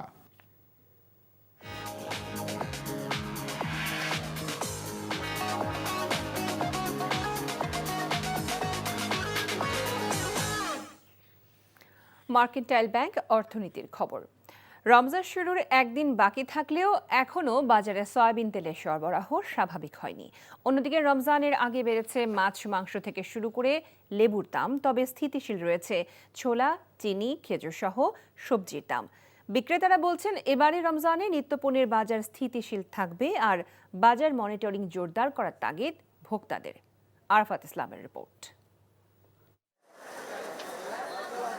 রমজান শুরুর আগে শেষ শুক্রবার হওয়ায় ছুটির দিনের বাজারে ক্রেতা উপস্থিতি তুলনামূলক বেশি ছিল, যার ফলে বেচাকেনা বাড়ার পাশাপাশি বেশ কয়েকটি পণ্যের চাহিদাও বেড়েছে। তবে সরবরাহ ঘাটতির কারণে এখনও সয়াবিন তেলের সংকট কাটেনি বলে জানান বিক্রেতারা। তেলের সংকট খালি মিটা দেবো খালি সংকট আর মিটে নাই পর্যন্ত। এখন সামনেরও যা কি হয় তাও বলতে পারি না। 2-3টা ডিস্ট্রিবিউটর সব ঘর খালি বইরে দিছে। ছোলা, চিনি, বেসন, খেজুর সহ রমজান কেন্দ্রিক নিত্যপণ্যের পর্যাপ্ত আমদানি ও সরবরাহ স্বাভাবিক থাকায় এখন পর্যন্ত বাজারে এসব নিত্যপণ্যের দাম বাড়েনি। গত বছর মনে করেন ছোলা ছিল 130 টাকা 40 টাকা, এখন সেই ছোলা হচ্ছে আপনার 105 টাকা 10 টাকা। খেসারি ছিল 140, এখন 105-10 চলতেছে। গতবার চেয়ে এবার দামও কম, খেজুরও আছে, অ্যাভেলেবেল আছে, কোনো সমস্যা নাই, খেজুরে কোনো ঘাটতি নাই। অন্যদিকে সপ্তাহের ব্যবধানে বেড়েছে ব্রয়লার মুরগি, গরু ও খাসির মাংসের দাম। এছাড়া সব ধরনের মাছের দাম কেজিতে 50 থেকে 100 টাকা পর্যন্ত বেড়েছে।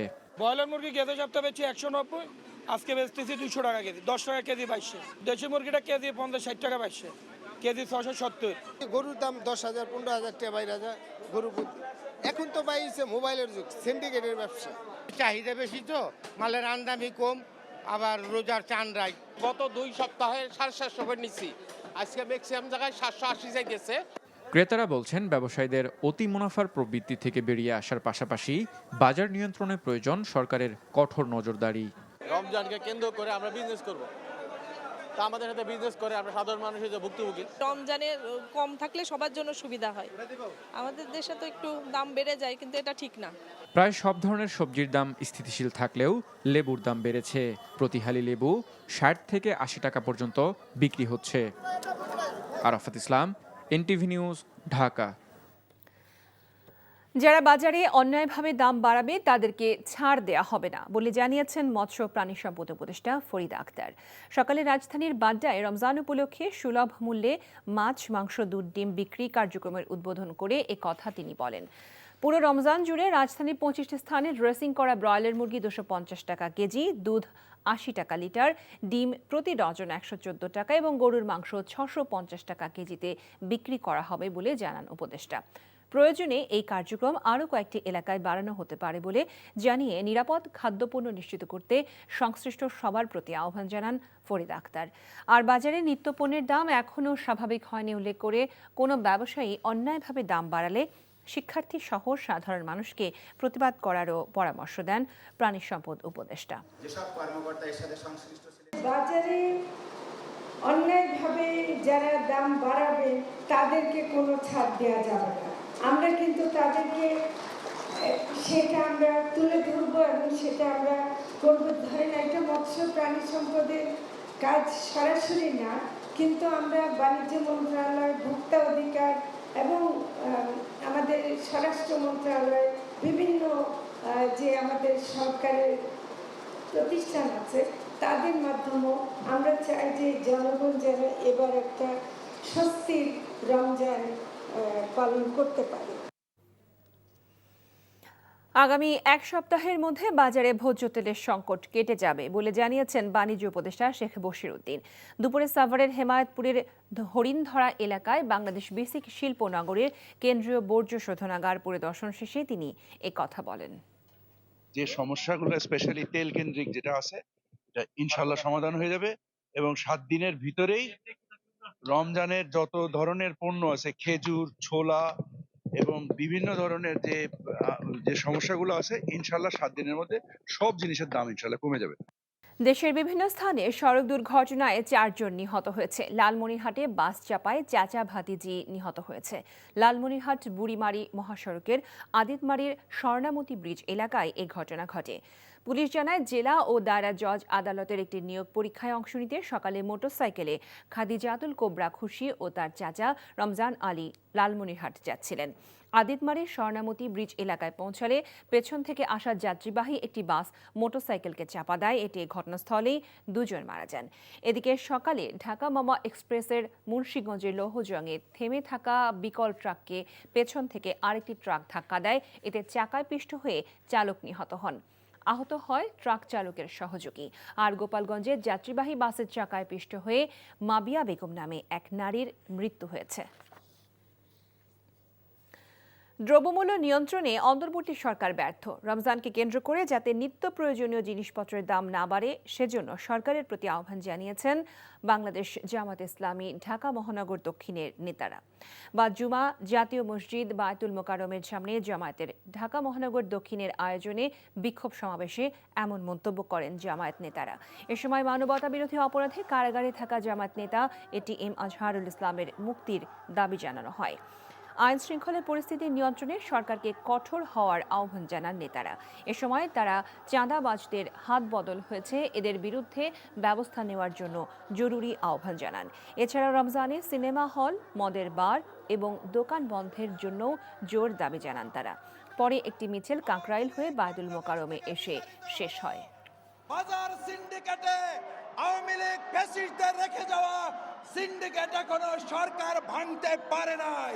সিন্ডিকেটে ভেঙে দিয়ে সাধারণ মুসল্লিদের নিয়ন্ত্রণের মধ্যে দ্রব্যমূল্য না থাকে মুসল্লিদের কমিটি করে বাজারগুলোতে আওয়ামী ফ্যাসিস্টদের মোকাবেলা করার সিদ্ধান্ত গ্রহণ করা। আজকে চাঁদাবাজির হাত বদল হয়েছে। ঘাটে ঘাটে পথে পথে চাঁদাবাজরা এখনো সক্রিয় রয়েছে। সুতরাং বাজার ব্যবস্থা নিয়ন্ত্রণের জন্য চাঁদাবাজদের বিরুদ্ধে পদক্ষেপ গ্রহণ করতে হবে বর্তমান সরকারকে। ইস্পাহানি প্রিমিয়াম টি খেলার খবর। চ্যাম্পিয়ন্স ট্রফিতে পারফরম্যান্স বিবর্ণ, বয়সটাও পক্ষে নেই।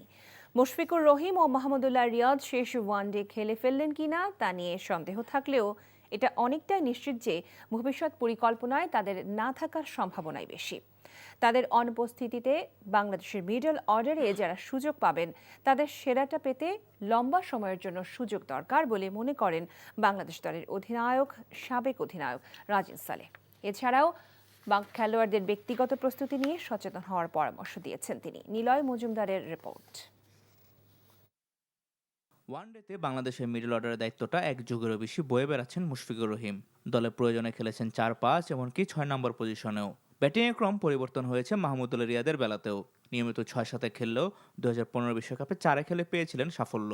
দুইজনের বিদায়ে যে শূন্যতা তৈরি হবে বাংলাদেশের মিডল অর্ডারে, সেই শূন্যতা পূরণে ব্যর্থ হলেও নতুনদের টানা সুযোগ দেওয়ার পক্ষপাতী বাংলাদেশের সাবেক অধিনায়ক রাজিন সালেহ। 3-4-5-এর যে জায়গাটা আমরা এখনো স্টিল স্ট্রাগল করছি। যারা ইয়াং প্লেয়ার আছেন তাদেরকে ওই অপরচুনিটি দিতে হবে। যারা সিনিয়ররা খেলেছেন, অনেক পারফর্ম করেছেন অবশ্যই, কিন্তু জুনিয়র প্লেয়ারদেরকে ওই অপরচুনিটি দিতে হবে যে রেডি করার জন্য। যারা আপকামিং প্লেয়ার আছেন তাদেরকে ওই সময়টা দেওয়া দরকার। এবং আমি মনে করি যে আমরা যারা কোচ এসেছি, যারা ইন্টারন্যাশনাল ক্রিকেট খেলেছি, আমি মনে করি আমাদের এক্সপিরিয়েন্সটা তাদের সাথে শেয়ার করা যাবে যে কীভাবে আমরা ইন্টারন্যাশনাল খেলেছিলাম এবং তুমি কীভাবে খেলে ইন্টারন্যাশনাল ক্রিকেটটা তোমার জন্য একটু ইজি হতে পারে।